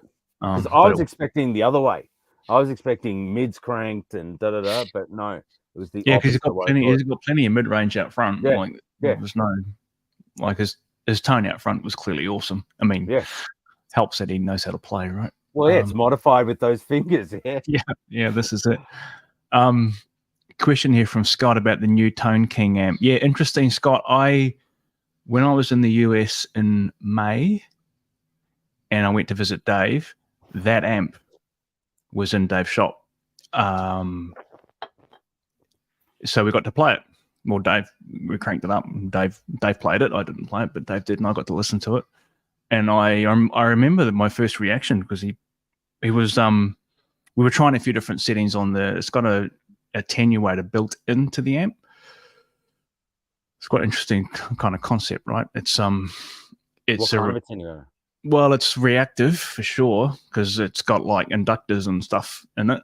It's it's not just a resistive load or whatever. It's got, and so we were trying like click, click, click, click, click down and listening to it. I think Dave had it in there because he was just kind of giving the final. It's because it's through Boutique amps, even though he's obviously not associated with Tone King. Boutique still obviously used Dave as a, in all kinds of ways. Mm-hmm. Yeah, is my summary of it. It sounded awesome. And I said to him straight, I don't know anything about the amp or the circuit, but when he cranked it, I was like, oh my God, that just sounds like Plexi. And he said, well, it is. It's exactly what it is. Mm-hmm. So I thought it sounded good, man. And I thought that the inbuilt attenuator, which is kind of like what do they call it? What's the Iron Man, or what? I don't know. What is it? The Tone King have that passive attenuator, but it's pretty good. Like, in far as passive attenuators go, it's a pretty good one. I think it's one of those, or a variation of that built inside the chassis. So yeah, man, pretty cool. One of the questions I saw, and this gives me another segue into one of the topics I did want to cover today, because I got asked about it twice during the week. So now I'll just point people to this video. That amp has no effects loop.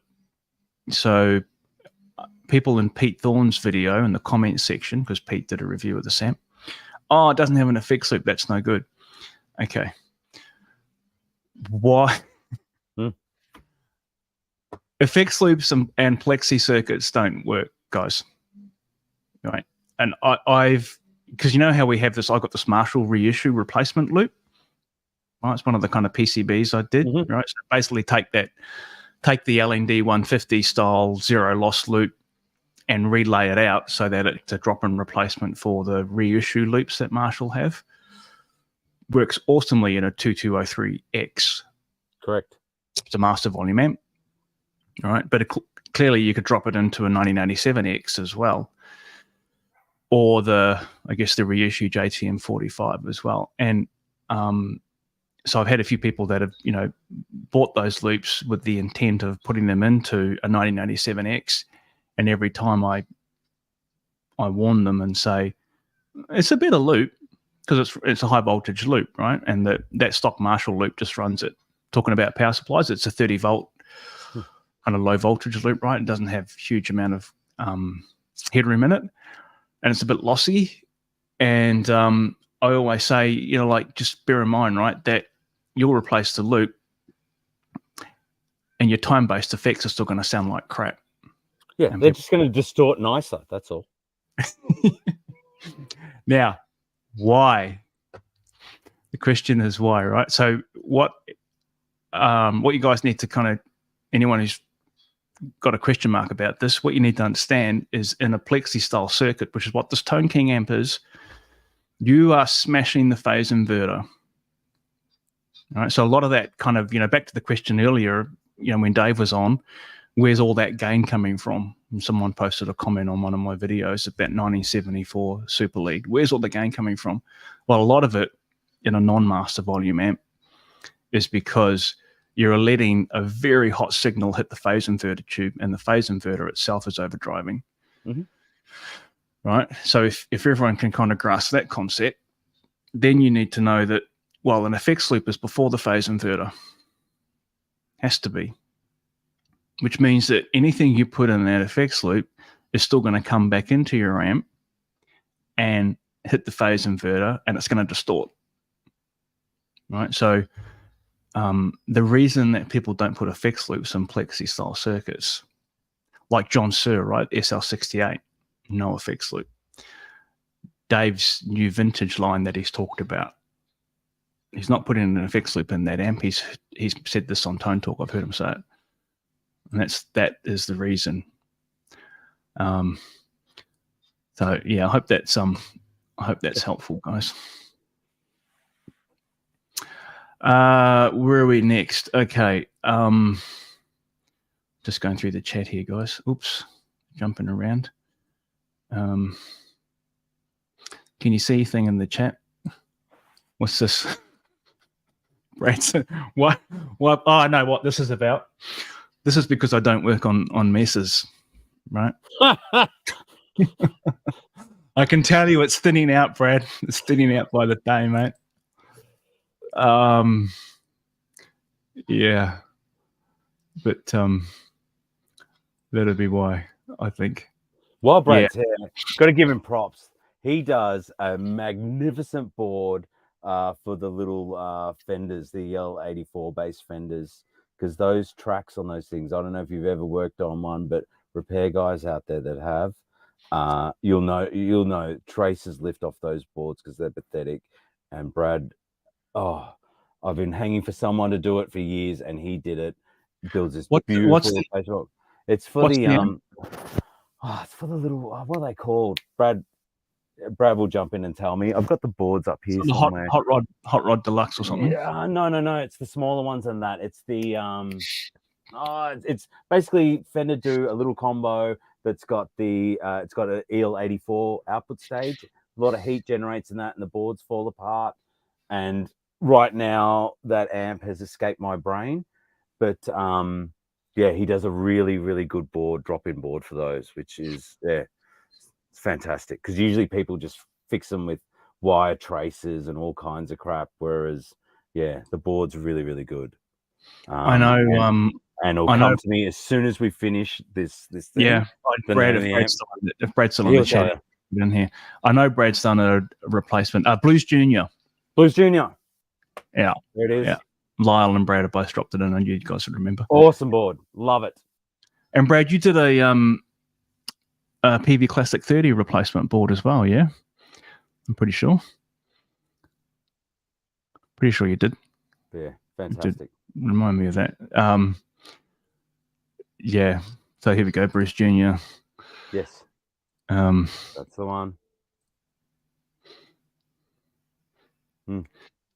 Yeah. Yes, that's right. You've used one, yeah? Yeah, I've used a couple. I got to order some more, because they're great. Because those, Nexty's just got to do a replacement board for the blue Hot Rod Deluxes and stuff like that, and we'll be sweet. I'm sure it'll happen. Yeah, it'll happen the time when you do the drop-in boards for a DSL or a TSL. Yeah, you're gonna do that, aren't you, Jason? You're awesome. Well, I've been. I know. Well, here's Alex here, right? Alex is in Melbourne as well.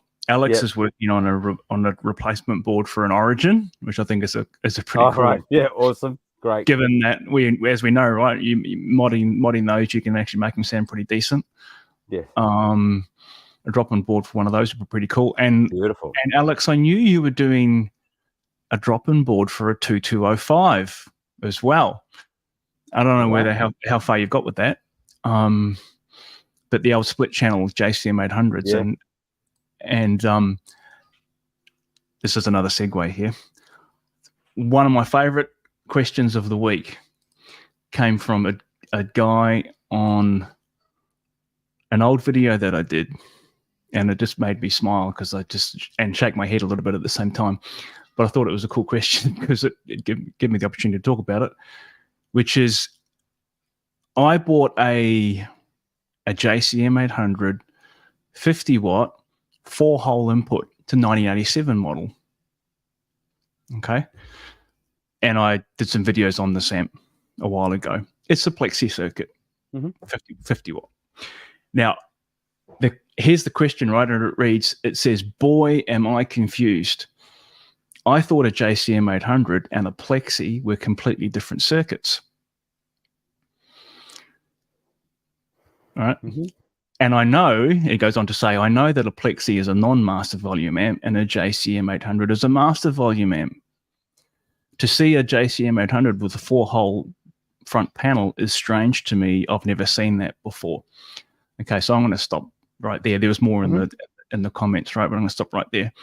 This is the one thing in Marshall, lingo, language, whatever, that I find amazing. And I'm guilty of doing it myself because I kind of fall into the trap, right? People talk, we all do. We use the term JCM 800 like it's a particular model of an amp. Yes. It's not. Yeah. It's a series of amps. Absolutely. Oh, it's a Plexi. Oh, it's Right? People talk about the 800 sound. Well, which one? I put a list together because I thought I'm going to put a list together, right? So I wrote down, here's the JCM 800 models that I know of: 1959, 1987, 2203, 2204, 4010, 4103, 4104, 2205, 2210, and then you got the Club and Country series as well.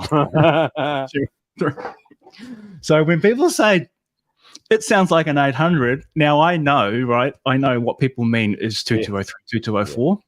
Yeah. I think. Yes. Right, it's a pretty safe bet. Yeah. But yeah, I just found the comment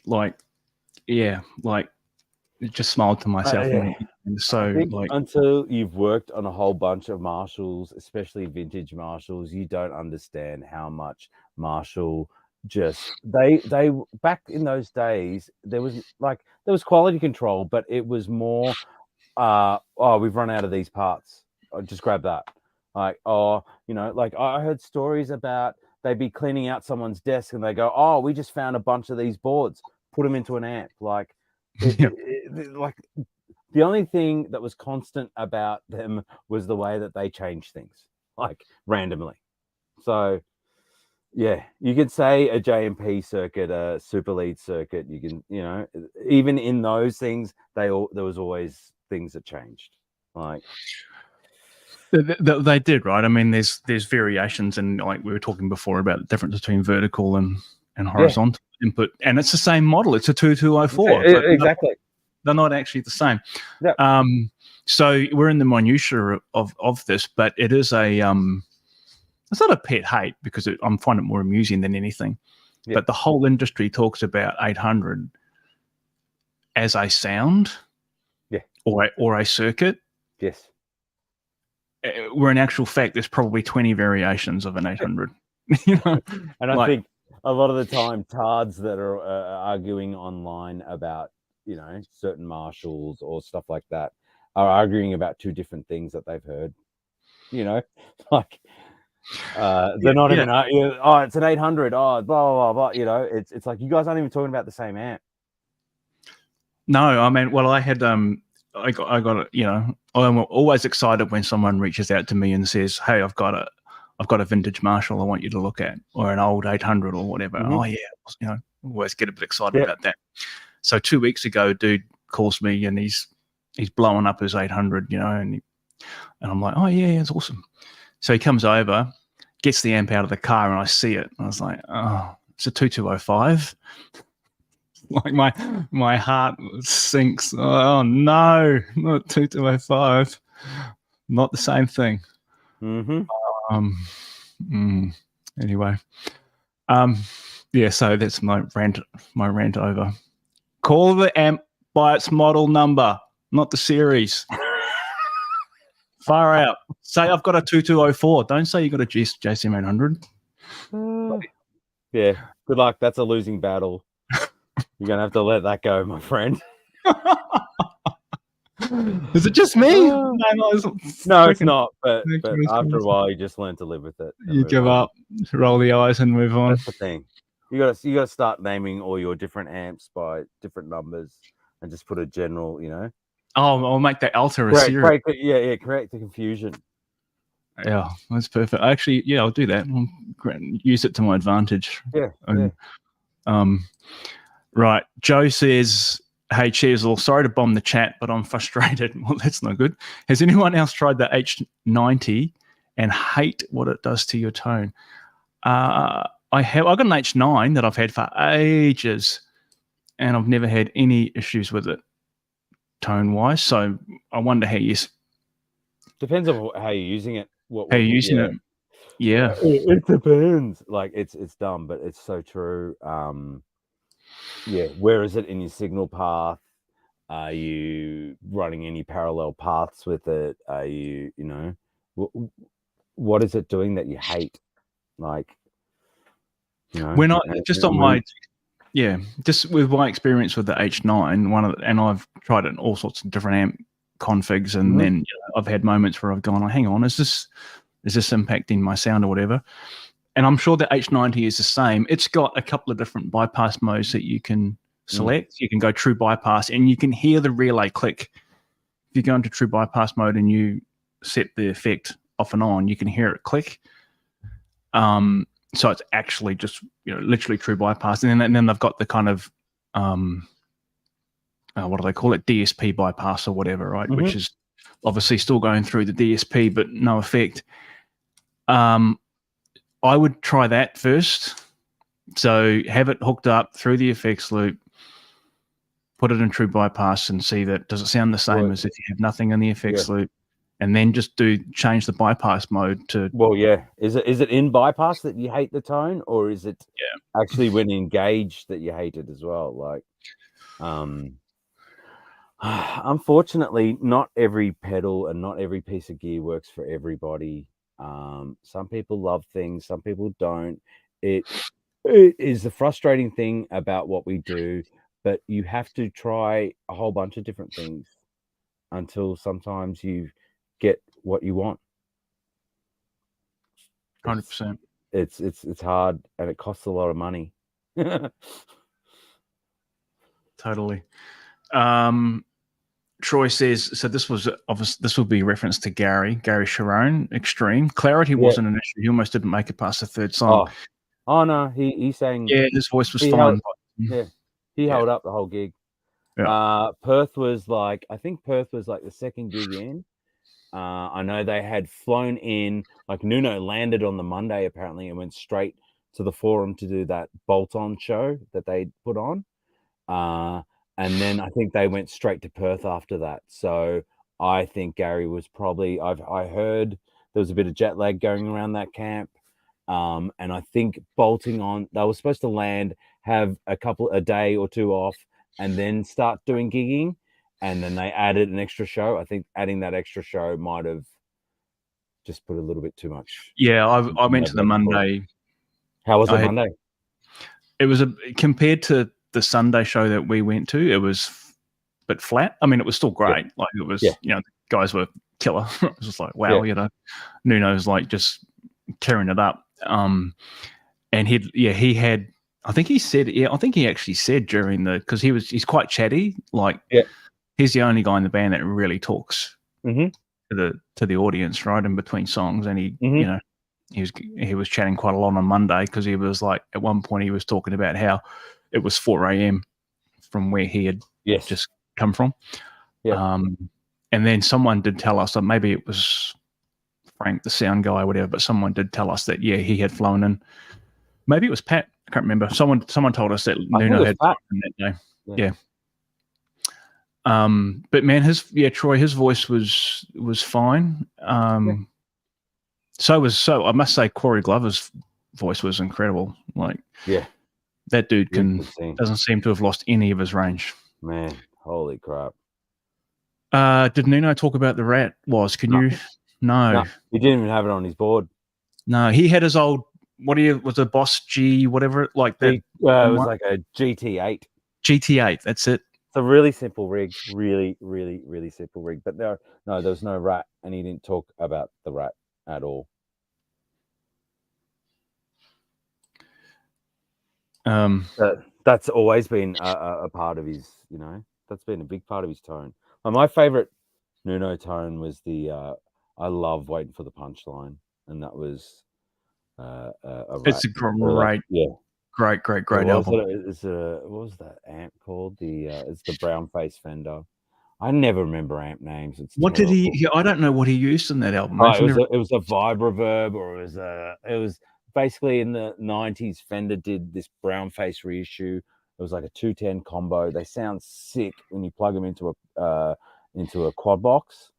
But they're a really nice sound amp when you crank them up.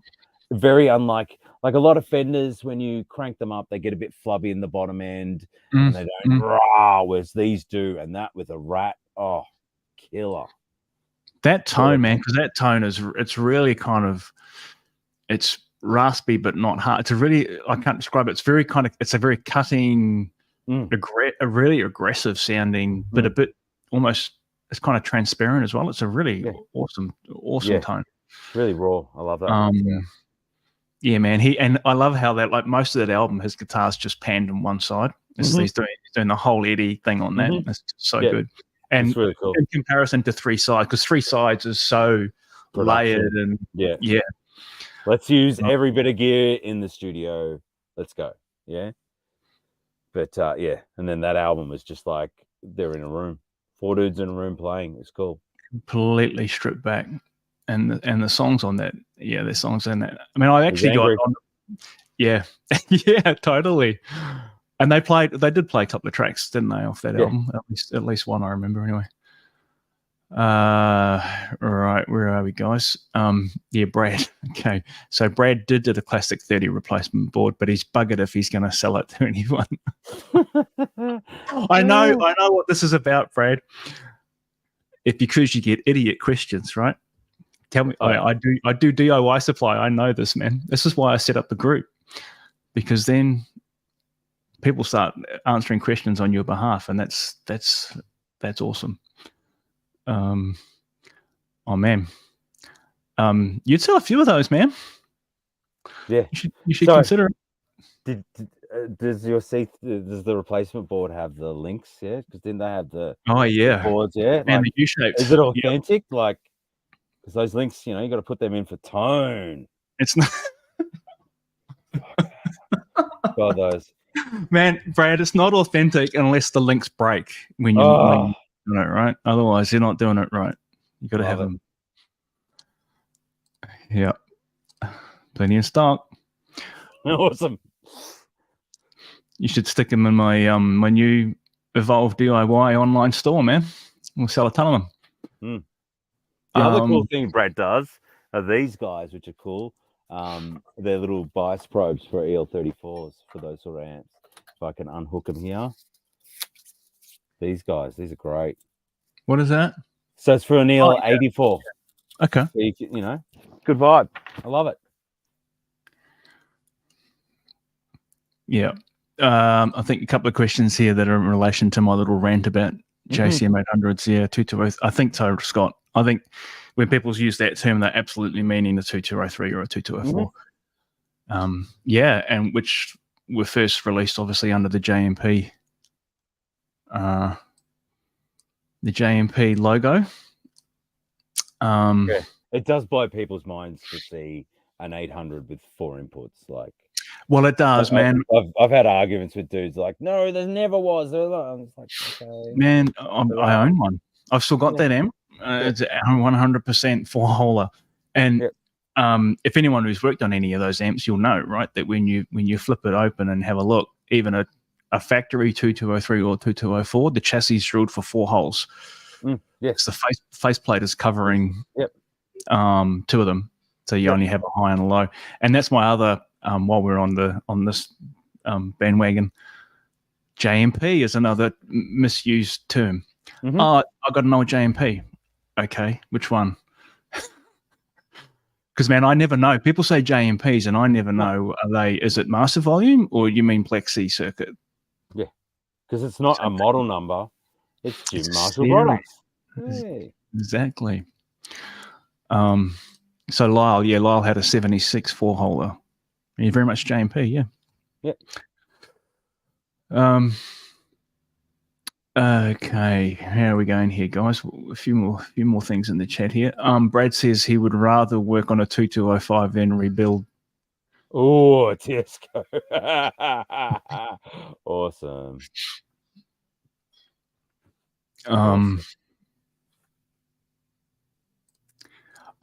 Clint. So Clint, hey Clint, man, I hope you've Clint and I were messaging earlier today. Clint has actually got an Alta 100, so he's my best buddy. In the US, you were talking to me this morning about a Plexi that you've got. You own an H90, and I know what. So that comment, Clint says, I hate how complicated it is. It'll be in reference to the H90, and Joe says H90 is like sex with a condom.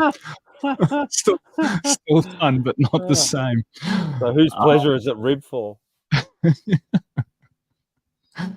Joe says, so engaged. So this is back to our question. We were saying, hey man, how you running it, right? Have you got true bypass or whatever? So when it's engaged, you hate it.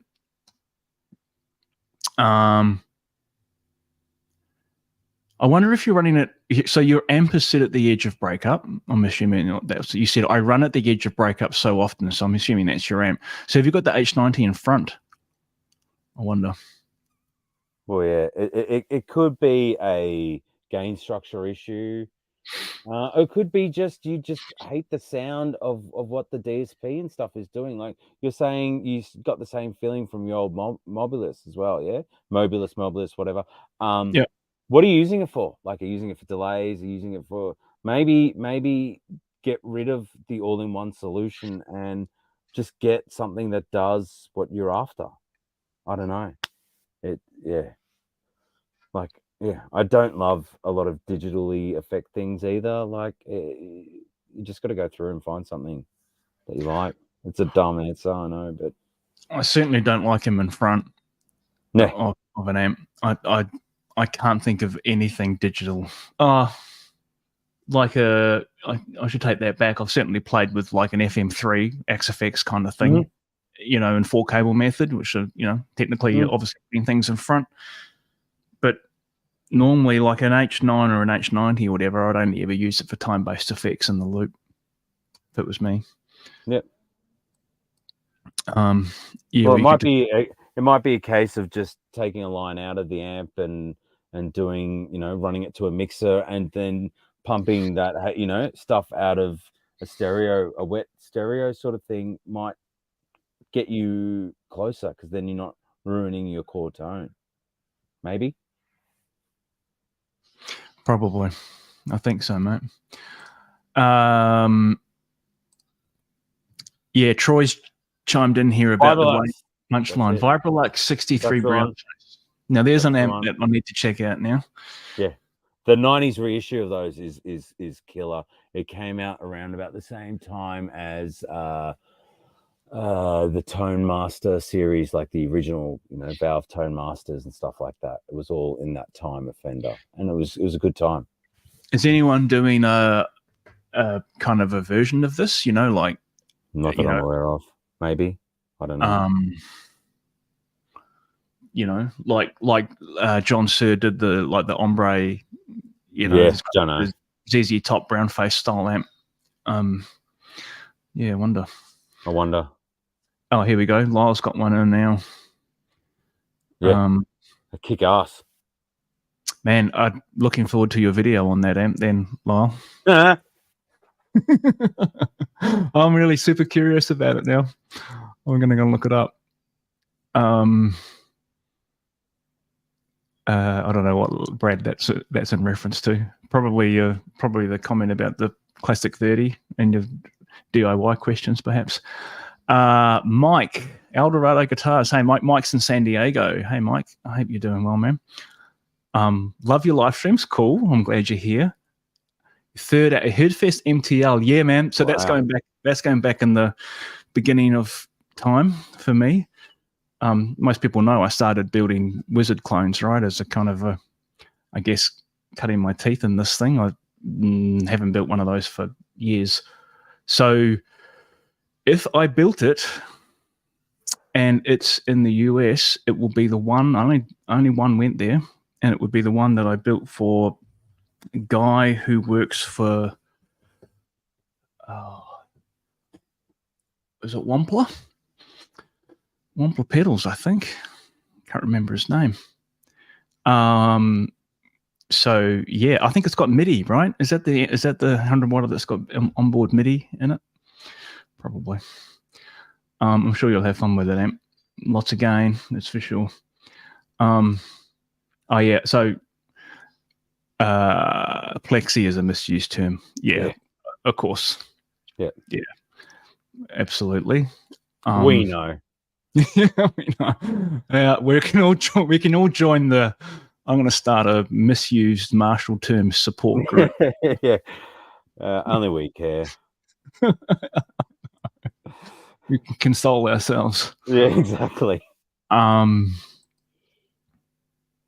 Yeah, digital pedals in front. This is Lyle again. I wouldn't mind digital pedals if they didn't whine and buzz. I've certainly experienced putting something digital in the front end of an amp that has gain, like a higher gain amp. Hisses like crazy. Yeah, they don't design it for that. They don't design it with gain in mind ever. These things. Yeah. So Joe is using the H90. I just want it for the damn pitch effect from balance. Yeah, EVH balance. I don't need it that often. Yeah, man. Look, to make that work, you've got to run stereo at least. Like that micro pitch thing mixed into mono, kind of okay. But it doesn't. But it kind of just sounds a bit chorusy and like. Yeah. If you've got to run stereo to get that vibe, and then it just goes. Whoa. Yeah, and then it's. I remember when Hossy had that set up for one of his Van Halen shows, and oh my god! As soon as he engaged it, it was amazing.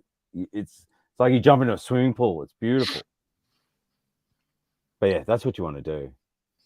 If you're Yeah. not doing that already, just get 2 amps, even get 2 powered wedges, like anything that you can, and yeah, spread that out and get it out of your amp, and it'll sound I've great. been doing it. I've been using stereo setup in the last few. I've gone rehearsing with these guys that I used to play with just before the pandemic, and so starting to get a rig back together again. And I've been obviously using the Alta as my main head, but I've been slaving it into running stereo into the effects return of another amp into a cab, and the micro pitch, man, it's killer because it's you got to use. If you run it in mono, it sounds a bit, I don't know, it almost sounds too 80s, It's like But if you run expensive chorus, really. Yeah, if you run it in stereo, you lose. It does widen and thicken up without sounding too kind of like, you're playing parts from the 80s. Yeah, you'll do it. This was the Black Squirrel. So I think this is Matt, if I'm not mistaken. Matt's in Melbourne. I'm pretty sure. Kiwi originally. Probably, is that a All Black jersey there? Don't know. Yeah, no, it wasn't Brian. So that was to the MTL. It was someone who runs marketing for them or something like that. I can't remember his name. It wasn't Brian himself. And it might not have been Wampler. It might have been one of the other. A very well-known brand, though. I do remember that. Yeah, MIDI. That's the one.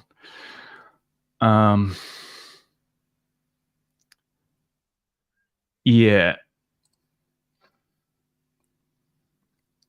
Yeah, if the PA is mono. So I think that's Lyle. You're talking about the micro pitch. Yeah, absolutely.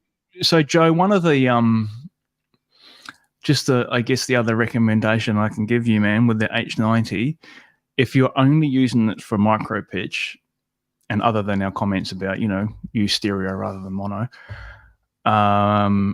you could save yourself some money, man, and sell that and just get the Eventide micro pitch pedal, the red one. I've got a friend here who's got one. It sounds awesome. It's like it's that micro pitch algorithm lifted out and just stuck in one pedal. And if that's all you're using it for, man. Or go the other way and find an old, Eventide, what is it, H9000 or whatever it is, buy one of those, rocking. Run the other direction and go overboard. Hasn't Hossie, Simon Hosford's got one of those in his Hoss has got one. He's got an H3000. When I started doing sound and you hit big gigs, you'd have those in the racks. You'd use them on vocals. Yeah, right. There was always one in the rack. You'd have it's glorious back then. Like 2290 TC delays and all this cool stuff you'd get in the racks. And that's how I learned to use most of that gear, was by doing sound through it. But yeah, the H3000 in it. Yeah. In a mix on backing vocals, just in vocals in general, just makes vocals pop out like beautiful. So you'd always use micro pitch. That would be the go-to. That's usually the one. Yeah, that was usually the one. I wonder whether when Eventide kind of like were, developing that algorithm or whatever, right? They were really thinking vocal, like this is a vocal effect. No one's thinking about guitars most of the time. No one ever does. No, please. It's just guitar. That's the thing. These Roland delays, they weren't designed for guitars. That's for vocals, mate. Vocals sell records. That's what people go to see. Guitar's an afterthought most of the time, but screw them. Turn them up in the mix. Make them know that we're here. Most people can't even hear a guitar in the mix. No. If you know what I mean, right? They're just they just hear music. Look, that's why I love Diesel and I. We've been doing these theater shows, and it is just it's solo, so it's just guitar and vocals. And I can make the guitars as big as I want. And people sometimes come up and go, "Geez, that guitar's a little bit loud." I'm like, if you were standing on stage where he is, then you understand why the guitar is so loud in the mix, because I'm just reproducing what he's doing. Yeah, like guitars, you can make them sound glorious by themselves, but you just got to know how. Did he what's he like when he's doing that solo gig? Is he playing he's playing electric? Like it's not an acoustic thing? Oh no, we've got acoustic, so we've got his mini maintenance. So we've got a 6, there's 3 12s. The 3 12s are tuned all radically different. There is a nylon string, there is an old 50s, I think it's a 50s Stella that he uses for slide, and then we've usually got a Strat. Sometimes there's his Gretsch as well. And also on this run, he's got a double bass that he plays and sings at the same time. But yeah, there's guitar, and I don't pussy with it. Like, it's cool. Like, he does these big feedback bows, and I just crank it like, and yeah, it's good. Give it to him. Is he playing that black and white Strat? The black and white Strat that he had back in the day is long gone. That went. He gave that to the Hard Rock Cafe to display for a while and never saw it again. It was sitting in the window of the Melbourne Hard Rock for a while and it was sitting right in the front, and the sun was just beating on it. And like, I remember as a kid seeing it, and the neck was all warped, like it was destroyed. So that guy's gone. That went long time ago. Shame. Yeah, I know. Shame. And maybe we've got our final question here. Did I play every Friedman amp? If you did, which was one of your favorite? I think I played most of them, man. At the same time? Did you put them all at the same time? That would be awesome. No, I haven't ever had the whole like line them up and then put them through an amp switcher. No. Yeah. But I've had BEs in here to work on, old ones and new ones. I've had the JJ100s. I've had JJ Junior. I've had Dirty Shirley's original, like the mid. Was it 2015 style ones where it was like turret board or eyelet board style construction, right through to the latter ones, which are the kind of more modern construction techniques that they use with PCBs and so on. I've had the butter slacks in here. I actually own there it is there. Ooh. JEL 100. So my favorite amp is that one. I mean, you're gonna laugh at me because it sounds like an 800. How are you supposed to start rules and make things when you break it at the first opportunity? You're a part of the problem, son. I know. Yeah, like I do. I don't know. In all honesty, the JEL is my favorite because it's just super aggressive. Like when Dave did that amp, he just went like, obviously based around what Jake was looking for, right? But it's an old school amp, that one. Like it's not kind of, it's not polished, I guess, for a lot of the players now are wanting amps that kind of sound, like they've been recorded and produced straight out of the mastered straight out of the speaker cab. Yeah. And that's really, I totally get that. This amp is old school. It's like an old school Marshall, just like, oh shit, this thing's like going to kill me, so it's cool.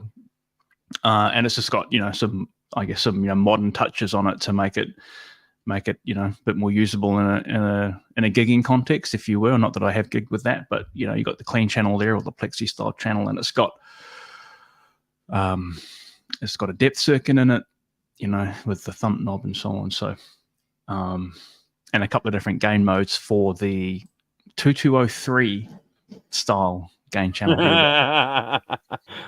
Too late. Yeah.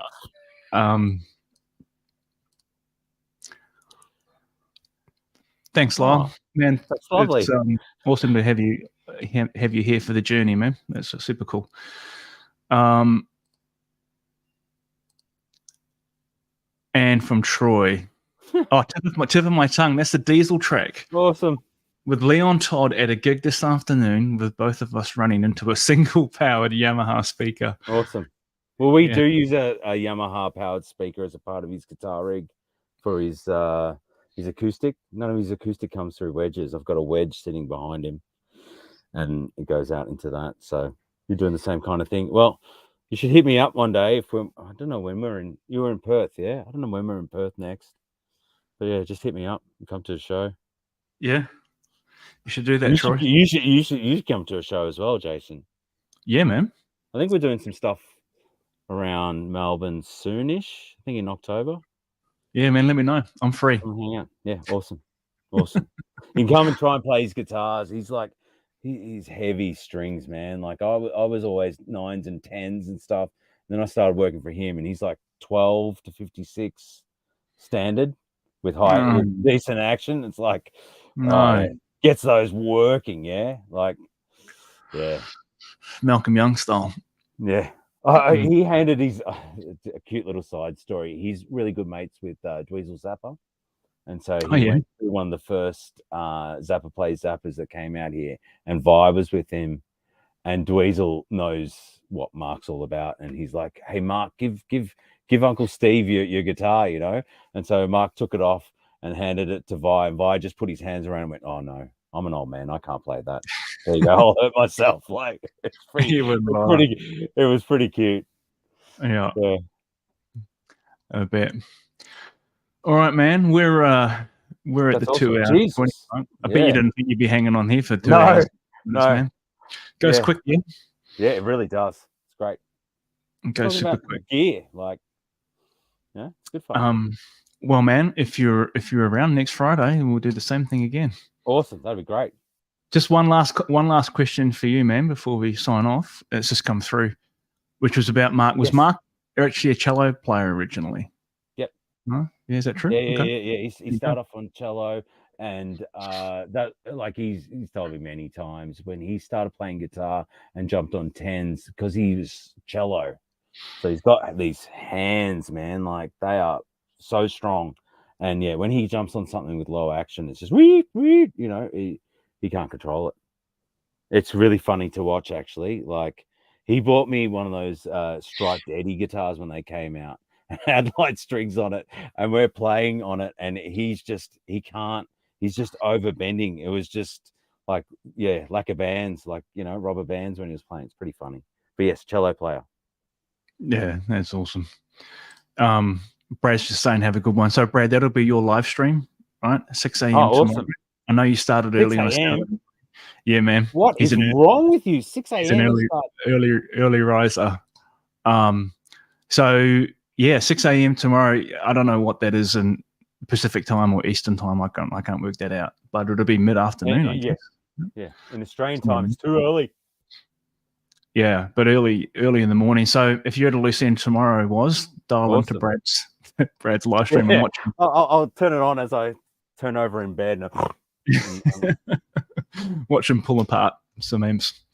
That's awesome. All right, guys, great chat. We'll try and do this thing regularly. And man, if you're around next Friday, you jump on as well.